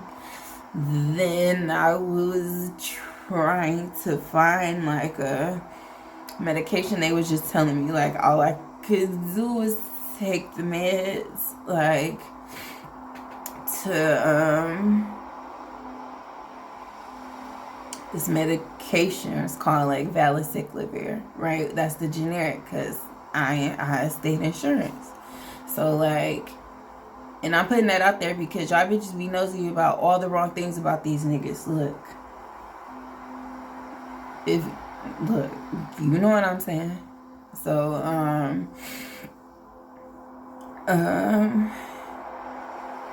they like, you take the med. At this point, I'm like, I am drinking at a high rate because they won't give me no medication for pain, you know? So like, and I had already like, I've always been like I always had a high tolerance. Ever since I got my car accident, I had a high tolerance to everything, because this is when opioids was off the chain, and they had me on like such a high rate of medication. Like, I didn't even know. I was like, damn, morphine can come in a pill, bitch. Because I remember when that shit hit me, when they put it in my vein, I was like, nigga. But like, I'm like, that shit put me to sleep. That shit was hot going to my arm. I'll never forget that shit. I was so young. But so like, there's nothing they were giving me for pain. So I was increasing my alcohol intake because it was the only thing that was getting me through. And I'm like, and then I didn't want no food, you know. So obviously I'm drinking on an empty stomach because I wasn't trying to eat, because I wasn't trying to take a shit if I could barely pee. Like, I was not trying to put myself through anything worse by any means necessary. So then so I did tell somebody after like the guy friend I had or whatever, and I was glad I still was speaking about it because I was like in pain, and I was trying to explain, like when I was like going through this, I was like at home going through shit by myself. Then like at this point, this is when I would be going through like depression every winter. So like if I disappear for too long, people get worried. They want me to come over, you know, like whatever. So I'm literally like bleaching shit, trying to like, it was just the worst because I'm like, oh my God, I don't want to get nobody sick. I was just scared. Like I didn't want to. It just caused so many problems and so many disconnects because I was just afraid, and these doctors played it like it wasn't shit. Like they didn't explain nothing to me. They like, you just take the medication, like, and the medication does nothing. It don't do shit. What it does in the future, like it don't do shit for pain. It's supposed to speed up like the outbreak, but bitch, 6 weeks it was no speeding that up. And then so after everything fell apart, then I had to go through my skin growing back, and that was the hard shit because that was when all the little blisters came and all that shit. And when they talk, and you talk about like some shit itching, I have never. So this is when I became an alcoholic, because I got the medication from my friend. At the time I couldn't find the medication nowhere. I couldn't afford it. Like it wasn't covered by my insurance at the time. I couldn't find it nowhere. So like, and I was a lush, I already had drinker buddy. So I am talking about, I'm getting fucked up because that was the only thing that could get me through. So like, the reason why I itch so bad is because your skin is growing back at a rapid rate. Like, so like if all my skin just fell off, of course it's trying to grow back and it's hurrying up and trying to cover it. So like, I had never been through no shit like that in my life. And then you can't scratch it because they're still hurt like a motherfucker. Like, so I was an alcoholic after that. Like, and because that was the only thing I could do to get through that shit. Like, and I didn't even realize that I had became an alcoholic because I was just like trying to, like, just trying to get by because nobody would do anything to give me relief. And fucking, like, that fucking topical lidocaine ain't shit. Like, everybody know it's not shit. Like, it's not shit. And I still don't understand.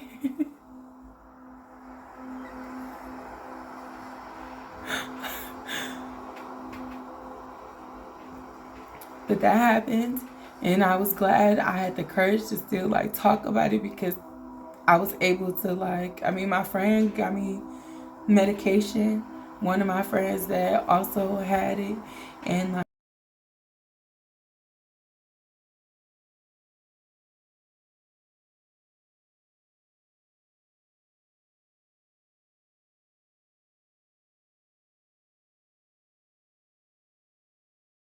so I really appreciate them because they was at the point where they didn't need the meds no more, you know what I'm saying? Like, and they just had some stockpile, so I was thankful because the medication does like speed things up, but it was just like you still gotta suffer through it, you know what I'm saying? Like, they don't do nothing for the pain. And it's just like so that caused me like a serious disconnect with how I felt about my body because I didn't know my body no more. And I didn't want to know my body no more. And it was just like, what the fuck? Like, I'm supposed to deal with this shit all the time, you know? Like, but then I had to learn my body all over again. Like, I ended up quit smoking because I noticed that like smoking would be, I was smoking cigarettes at the time. So like, I noticed that smoking cigarettes was a trigger.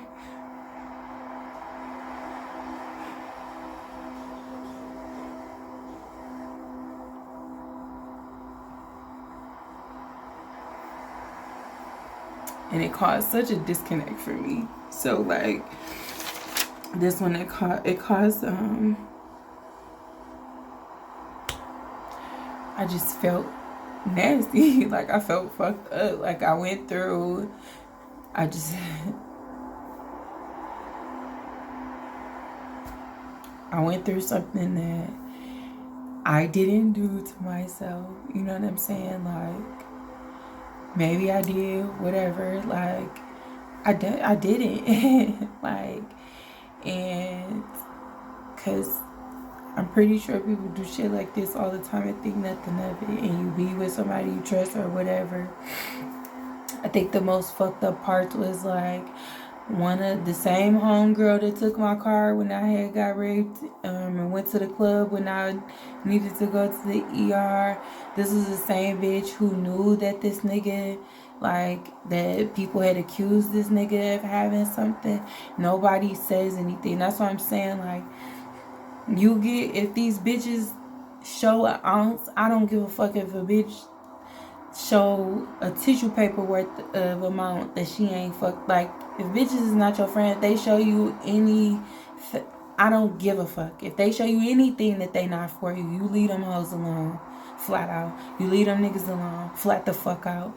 Because people who do things trying to break you or trying to cause you your fucking life, thinking you not gonna come back, thinking you not gonna bounce back, thinking that shit and never be found out or whatever. And I remember I asked the bitch, like, what the fuck? I'm like, this could be what I had one on. She like, nah, that's not true. Like, the bitch, these hoes was fucked up. And my little medical friend, like, bitch, you knew, like, bitches will know niggas is fucking the world behind your back, right? Because they cool with they nigga fucking the world or whatever. Like, they ain't gonna say shit. Like, because they tired of hearing about they nigga fucking the whole wide world. Nigga, what the? If them bitches show you that they not your friend, leave them fucking hoes where they at. They weak as hell anyway. So they only try to get back at you by little shit. Or like, that's neither here nor there though. Like, whatever. But, so like, this caused me to lower my value a lot because I felt like, and I was told that I shouldn't have sex because now I have an STD, and it's just like, well, I didn't give this to myself. I still have a pussy that is attached. I still have sexual needs, desires, things like that. It caused me a disconnect with my daughter because I was afraid to kiss my daughter because I was told that I have type 1, which is usually oral, but everything that I went through was vaginal. So I was very confused, like, and no one explained that to me. You know what I'm saying? Like, how that worked. And no matter how many doctors I seen, they did not give a fuck. And it's like these doctors don't understand how taboo of a subject this is in the Black community. Like, this shit can get you blacklisted, or like, you know what I mean? It can ruin your reputation, ruin your life. That's how I always felt about it. But now I'm just like, but I tell people, and what I noticed is, like, I always tell people, and I ain't perfect, because this is trial and error. You know what I'm saying? Like, I ain't perfect. I'm not saying I tell every nigga, but number one, I want to be clear about this. I can't have sex on the outbreak. You know why? Because it fucking hurts. So there's that, just to be clear. And yes, people can contract it if you don't have symptoms, but it's like, make it make sense. Make that make sense. Somebody make that make sense. Because it still don't make sense to me. But as far as I know, I haven't passed anything along to anybody. And let me tell you how hard it is to tell somebody that you have this and then try to check up on them later. Because niggas will act like you, like, what the fuck? I'm just double checking, like, a month, 2 months, or whatever later, just checking, like, hey, I'm just trying to make sure, like, you straight, like, you know, anything, you know, why should I be worried that it's like, it's a hard thing. I cannot tell you the amount of courage and bravery it takes to have to admit this to someone and then also still be treated less than. Because what I want to be clear about is niggas do not give a fuck if you have herpes or not. Niggas will still get their dick sucked. Niggas will still eat your ass and act like they ain't know you or anything like that. I experienced a lot of men like just trying to get hit and move on. It's just like, I like sucking dick, it don't bother me, but you're an idiot, because if you think that me sucking your dick don't make you vulnerable, you're a fucking fool. So it's just like idiots treating you like an idiot and feeling like you have to accept that shit. So it just it caused a lot of things in my life. It made me afraid to have sex for a long time, because nobody could really explain it to me. Because this is the disease where they say, oh, over 80% of Americans have it and don't know how they have it. Well, how the fuck you know 80% of it? How you come up with this thing? How they got it, they don't know they got it. Do they got it or not? Like, what kind of shit is that? It makes sense.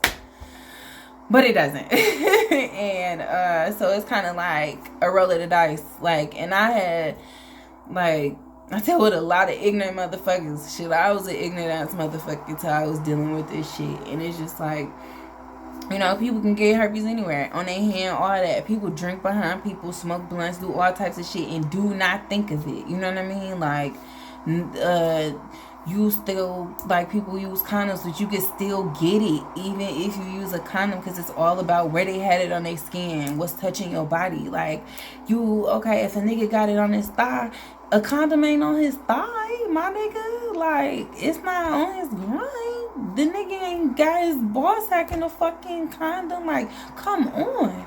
But it is what it is. So, like, I literally had to mourn my vagina because I no longer knew who she was anymore, and that causes a serious disconnect between me and my creativity. I've always been a very creative person, as you can see, and like for years, like, I just was like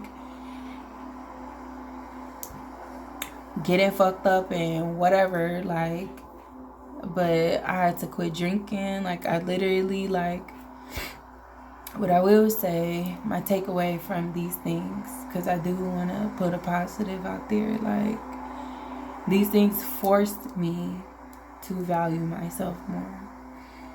Being assaulted, like, contracting an STD, you know what I'm saying? And I can't, like, both things are things that you can't get rid of. You know what I'm saying? Like, if you were assaulted, it happened. You can't change that. It happened. You can't take it away.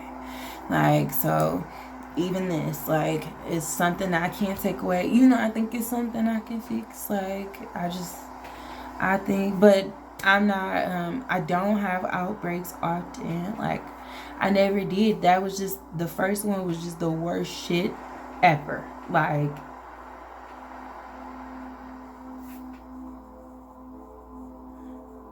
that shit was a horror film. Like, I would have rather been in a horror film than do that. Like, I swear, at that point, you know what I'm saying? But whatever. So, like, it forced me to take value in myself more. It forced me to treat myself better. It forced me to face things, like, because what was causing me to think that dick was that deep that I couldn't wait, you know what I'm saying? Like, and then it just forced me to face a lot in myself. And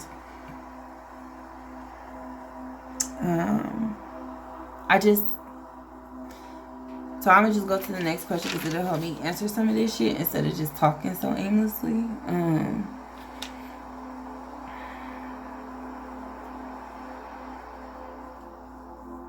So, how do I feel about how it functions? I was pissed when I went through that because I couldn't piss. But, and how do I feel about how it looks? Like, I love the way my vagina looks, but I didn't. And I had to go through, like, really letting go of who I was, because who I was no longer. So, what am I storing in my womb? Or my testicles, or I don't know what y'all call it. Like, we got so many different names. Y'all just got dick and balls. I don't know what y'all be saying. But, What am I storing in my womb that is causing me pain?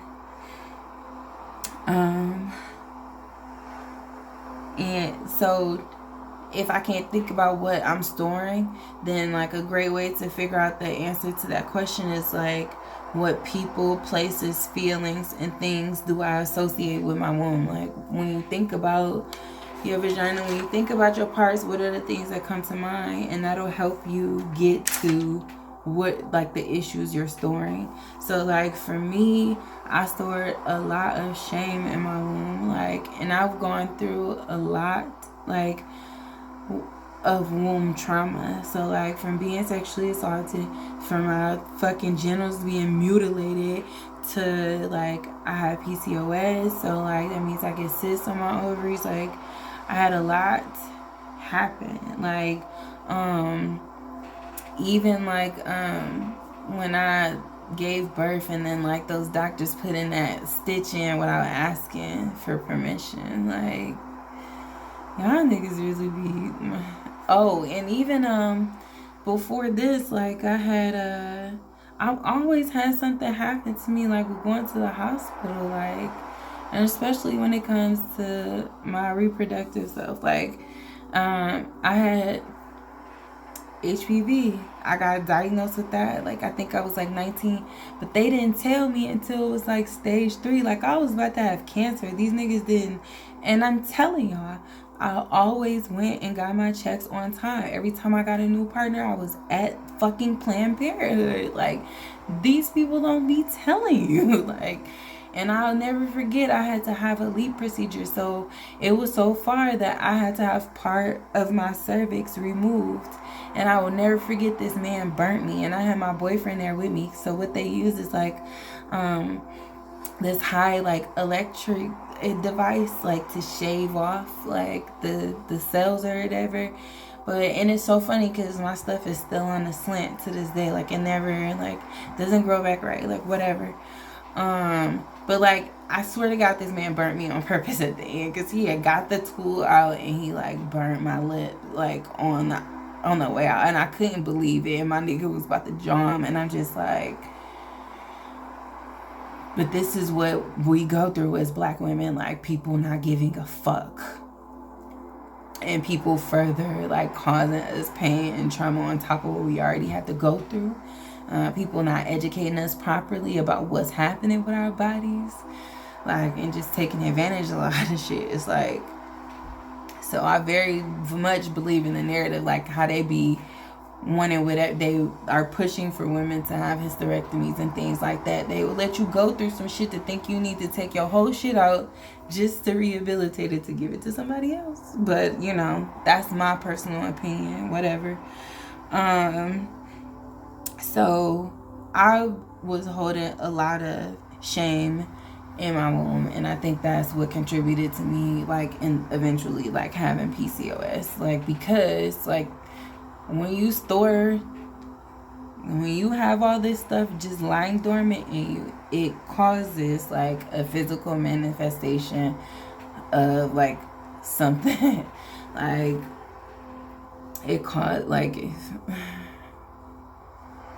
it just causes something else to happen in your body. You hide these things deep down in you, you're gonna have something growing deep down in you, and it's not gonna be pleasant. But so I had a lot of shame stored because I felt like all these things happen, like, and it was just like, why am I not deserving of pleasure? Why am I not deserving of sexual expression? Why am I not protected in these areas? Why, you know, like, why is all this shit happening to me? Like, why? And what else did I want to cover? I'm so sorry, y'all. I'm tired, and this is like hard for me to get out. I'm glad I got this far, but and I was just like storing a lot of rejection, and like even I stopped touching myself. You know what I'm saying? Like, who really had me feeling like fucked up, and it's just like, it's a nigga, this grown ass fuck boy, and I was so mad because this nigga was like He was like 10 years older than me. And this is before I knew old ass niggas could be fuckboys too. I was like, damn. But it's so many people that look up to this whole ass nigga, and it's just like, but I'm the one that's this and that, and like, niggas is really treating me like I'm nasty, but still, y'all still fucking, you know what I'm saying? Like, and it was a lot. So like, I really had to rebuild myself. Like, I was always beautiful. I was always like very lively and like very creative and very expressive. And like, this was hard for me because, like I said, I was like very, like, I love sex. Who don't love sex? But like, my sexuality was a big part of me. And my sexual expression was a big deal. So like, this really like took a life away from me. That's what it felt like. Like, a big part of me died. And like, to this day, I still don't understand how a lot of this shit work as far as when it comes to this STD, because it makes no sense, and I don't feel like I can get clear answers. I've done a numerous amount of reading. I understand like how and where it's stored in your body, but the fucking statistics don't make sense. How you can contract it does not make sense. It sounds like a fucking riddle. like, well, you can't be, you can't be, you can't. Like, what? But so it caused me to change my diet. It was the biggest reason for me going vegan. I learned that maintaining certain diets like prevented me from like, or caused me to go without outbreaks, like, because I didn't have them a lot. But like, stress would be the main indicator. And like, and I want to be clear, like, I'm just talking about this to make people aware, but like, you know, it's like when I have an outbreak, it's not like how the pictures look. I only had that occur like in the beginning. After that, it's like a bump. Everybody get a pimple, you know what I'm saying? And you got to be clear, like, because how you know if it's a hair bump or not? You don't do anything. That's how, like, just don't risk it. Like, don't. But and then also like the indicator, like, you get like a little tingly feeling, like that's how you know, like, it's a wrap. Like, that's the best way to explain it. And then having this, I think, makes you more prone to have shingles. I think, I'm not sure, so don't quote me, but it's a possibility. But I know that having herpes makes you very more susceptible to other STDs as well as HIV. And I remember that scared the shit out of me. And what's so crazy is, like, I will never forget, like, when I was in high school, it was, I had this friend that was my little fuck buddy, or eventually ended up being my fuck buddy, and he told me his cousin told him that I had herpes, and I was like, why the fuck would she say something like that? You know, I couldn't believe this bitch said something like that. Years later, this bitch don't know who her baby daddies is and shit, you know, but that ain't got nothing to do with me. But, like, I couldn't believe she said something like that. And I remember I was so scared. And I'm like, why would somebody say that to their cousin? Like, do you want to fuck your cousin? Or are you mad because I bagged another nigga you wanted? Like, I don't get it. But bitches, people be real vindictive. I've dealt with a lot of people doing sneaky and conniving shit behind my back, or finding out shit that people done did behind my back because they were cowards. You know, like, it ain't never been no hoe in me. And, but like, when you strong, people try to figure out how to break you in different ways. Look at me now. But, so I felt like, you know, I went through a period of accepting lesser than treatment, even like down to I'm going to tell y'all my most embarrassing moment. I'm going to tell y'all this because this is what I'm saying. Like, niggas don't care. But like, there was this guy that I really, really liked. Oddly enough, I still love this nigga to this day. He ain't shit though. But like, so there's this guy who always downplayed liking me, was always so worried about like my physicality, you know, how I look, like how I'm put together, always worried about my thighs, my this, my that, you know, to the point where people like, damn nigga, why you in her motherfucking business? Like, exactly, because you want to fuck me, that's why, nigga. So what's up?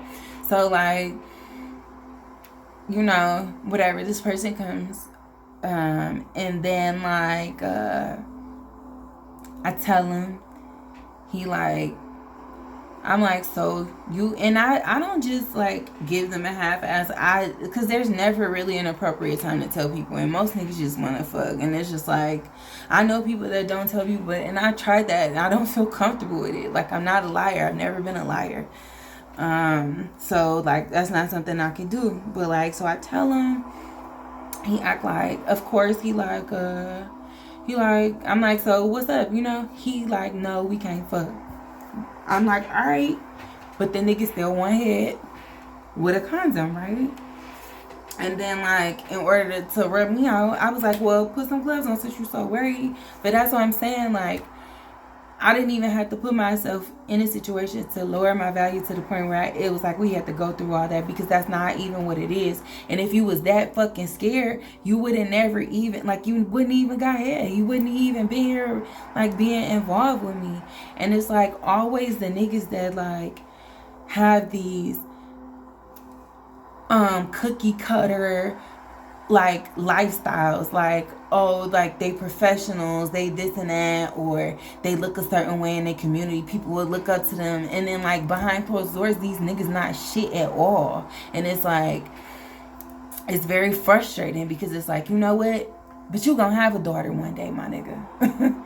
Just like I told the nigga that gave me this shit, like, just like I tell every nigga, like, you ain't gotta worry about me, you gonna have a daughter, and you niggas have daughters to raise, and then let's hope your sons be shit, because goddamn, if they depended on you, I don't know, you know. But like, it is what it is. Just like I have a daughter to raise, and that's the whole thing. Like, at some point, like, you have to take ownership back over your life and what you want for yourself. So like, yes, these things come with me. These are things, like, this is my baggage, but I ain't gotta carry it. You know what I'm saying? Like, it ain't gotta weigh me down, you know? Like, and I still have to find a way to love myself. I don't give a fuck who don't think that I shouldn't be fucking, sucking, or whatever. And this is like, and niggas act like they can't give you oral or don't want to or whatever. And like, and people tell your business, like they trying to undercut, like, you can't hurt me with no shit I told you, so I don't really give a fuck. I remember for the longest, like, I was so worried about somebody outing me, because I live in a very small community.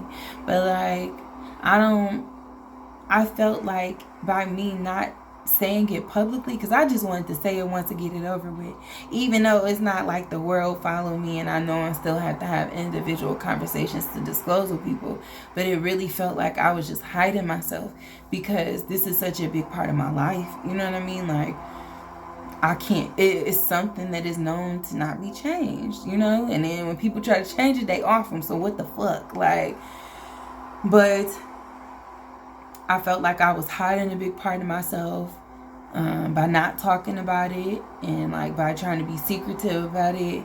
I'm thankful that I never received like public humiliation behind it. Like, by all means, niggas tried to embarrass me behind closed doors all the time, you know, or they act different in front of their friends or whatever, but that shit ain't nothing to me. Like, it is what it is. And like I said, a motherfucker you can't use what I told you as ammo against me, bitch. I gave you that. You know what I'm saying? Like, I told you that. So like, it's not gonna hurt me. Like, I released it to you. I let it go when I gave it to you. So whatever happens from there, it just happens. But, you know, again, to people who have received public humiliation, I'm sorry. To people who have gone through as much as I have, I'm sorry. You didn't deserve it. You don't. You know, like, you are still beautiful. You are still worthy. You are still valued. So, and I'm going to just go into the affirmations from there. Number one, I want to say thank you to any and everybody that did tune in. I also did want to say like some ways to help you heal. So like, number one, if you do have herpes, I recommend a vegan diet. If you can do an alkaline vegan, baby, you won't have a motherfucking outbreak. You won't. Shit, you might heal yourself that way. But if you can keep a vegan diet, I know everybody's triggers are different. But I noticed if when I smoked cigarettes, that wasn't good for me. And I felt like I quit smoking cigarettes and I noticed a reduction in outbreaks. Because in the beginning, it would be like, I was having outbreaks like once a month, I think. And it was, like I said, like a bump where I would just get uncomfortable or whatever. So I would recommend do not smoke. I also recommend no alcohol. Don't do it. It weakens your immune system, but no alcohol. Like, just let it go. It ain't worth it. But those are the two main things. And then, like, because I'm not on medication. I'm no longer on medication. And I felt like when I was on it wasn't helping no way. So I changed my diet. I changed my environment. And I took everybody out of my life that was stressing me the fuck out. Because I'm not about to have a bum because you bum ass bitches stressing me the fuck out. No, thank you. But, so other things, like to help release trauma from your womb, I would recommend a yoni pearl. Let me tell you, this shit is freaky. Your cat end up looking like pickled pig feet in this bitch, but that's during the process. But like, you literally shed, and it's not painful. You shed everything like a layer, and like it's a lot of benefits from it. Like, you tighter, wetter, all that. And also, yeah, just in general, like keeping a vegan diet, you don't have no odor. Like, you don't have any body odor, like, whatsoever. Your sweat don't smell like nothing. Your vagina smell like nothing. If you eat meat and you think your vagina smell like nothing, don't eat meat for a month and tell me when. Then follow up with me. But and this me speaking from experience. So like, if you eat meat, you smell like a meat eater, and that's all there is to it. But also yoni steaming. And then doing affirmations while looking at your vagina or your parts, you know what I'm saying? Like, take time and examine yourself and spend time with yourself. Every part of yourself. Speak some life and love into yourself.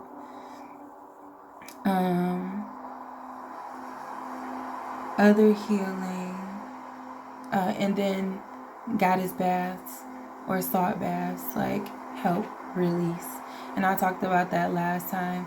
But the salt baths with Himalayan pink sea salt, it'll help you release.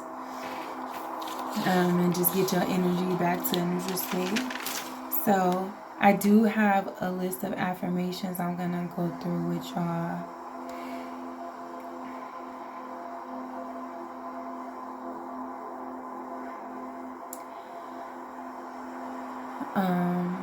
And I want to, like, these affirmations include, like, affirmations for people who experience, like, physical limitations. Because, of course, if you have an outbreak, there's times when you can't have sex. Or you just may not be comfortable with sex after sexual assault. And it takes time to get back comfortable to wanting to do things with your body. So, like, these include ways to build, this is just how you speak love into yourself, and this list is kind of catered to that. So, I feel loved. I feel free. I feel powerful. I feel better when I express myself. I feel life is worth living. I feel connected to my body. I feel connected to my sexuality. I feel free when I express myself creatively. I feel relief when I express myself. I feel connected to all the parts of myself that I no longer deny. I feel whole when I tell myself the things I need to hear most. I release all the pain of the past. With honor, I love the parts of me that were disrespected. I love the parts of me that were taken from me because I am still whole. I fill any voids in my body with life with unconditional love. I fill any voids in my body and my life with unconditional love. I deserve to be loved. I deserve to be touched respectfully and properly.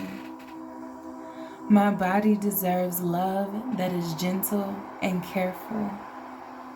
I deserve to be pleased to my satisfaction. I deserve equality in my love life. I deserve all the desires of my heart. I deserve to be loved fully and properly. I deserve for the kind of love I give to be reciprocated. I love and continue to learn how to love others properly too. I deserve to be treated as beautifully as I am inside and out. I deserve to be held safe and have safe space held for me. I deserve to be loved out loud. I deserve to be protected. I deserve to be loved honestly and truthfully. It is my duty to please myself. I am patient with my mind, body, spirit, and emotions while I heal. Every day, I heal myself with love. I'm going to go through it one more time. I feel loved. I feel free. I feel powerful. I feel better when I express myself. I feel life is worth living. I feel connected to my body. I feel connected to my sexuality. I feel free when I express myself creatively. I feel relief when I express myself. I feel connected to all the parts of myself I no longer deny. I feel whole when I tell myself the things I need to hear most.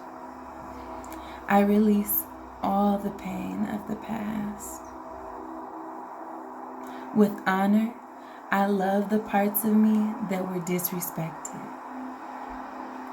I love the parts of me that were taken from me because I am still whole. I fill any voids in my body and my life with unconditional love. I fill any voids in my body and my life with unconditional love. I deserve to be loved. I deserved to be touched respectfully and properly. I deserve to be touched respectfully and properly. My body deserves love that is gentle and careful. I deserve to be pleased to my satisfaction. I deserve equality in my love life. I deserve all the desires of my heart. I deserve to be loved fully and properly. I deserve for the kind of love I give to be reciprocated. I love and continue to learn how to love others properly too. I deserve to be treated as beautifully as I am, inside and out. I deserve to be held safe and have safe space held for me. I deserve to be loved out loud. I deserve to be protected. I deserve to be loved honestly and truthfully. It is my duty to please myself. I am patient with my mind, body, spirit, and emotions while I heal. Every day, I heal myself with love.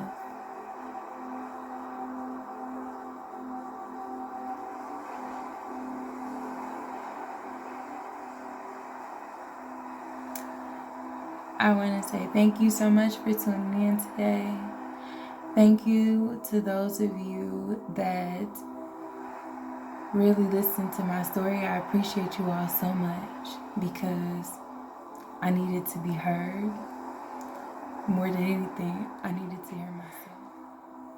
I needed to know that I could do this, and I'm glad I could. And I'm so glad I got to this point where I could get this all out and share this. And like I said earlier, if any of you need a safe space, please reach out to me. Don't be afraid to reach out to me. I won't bite. And but I'm happy to hold safe space for someone if you all need it. If you feel like, I'm a stranger, so if you don't know me, we can most definitely sign a non-disclosure agreement to protect your information. If you would like to go that route, I'm totally comfortable with that, because I understand these are very sensitive topics, and it ain't for everybody. Big shout out to Boo Gang. I appreciate y'all. Big shout out to my sisters for putting out the work that they do and encouraging me to continue with the work that I do. Big shout out to anybody who has overcome these type of issues and survived any of these things. I'm so proud of you. I love you. And I will catch y'all next time. So, as I always say, have a powerful day.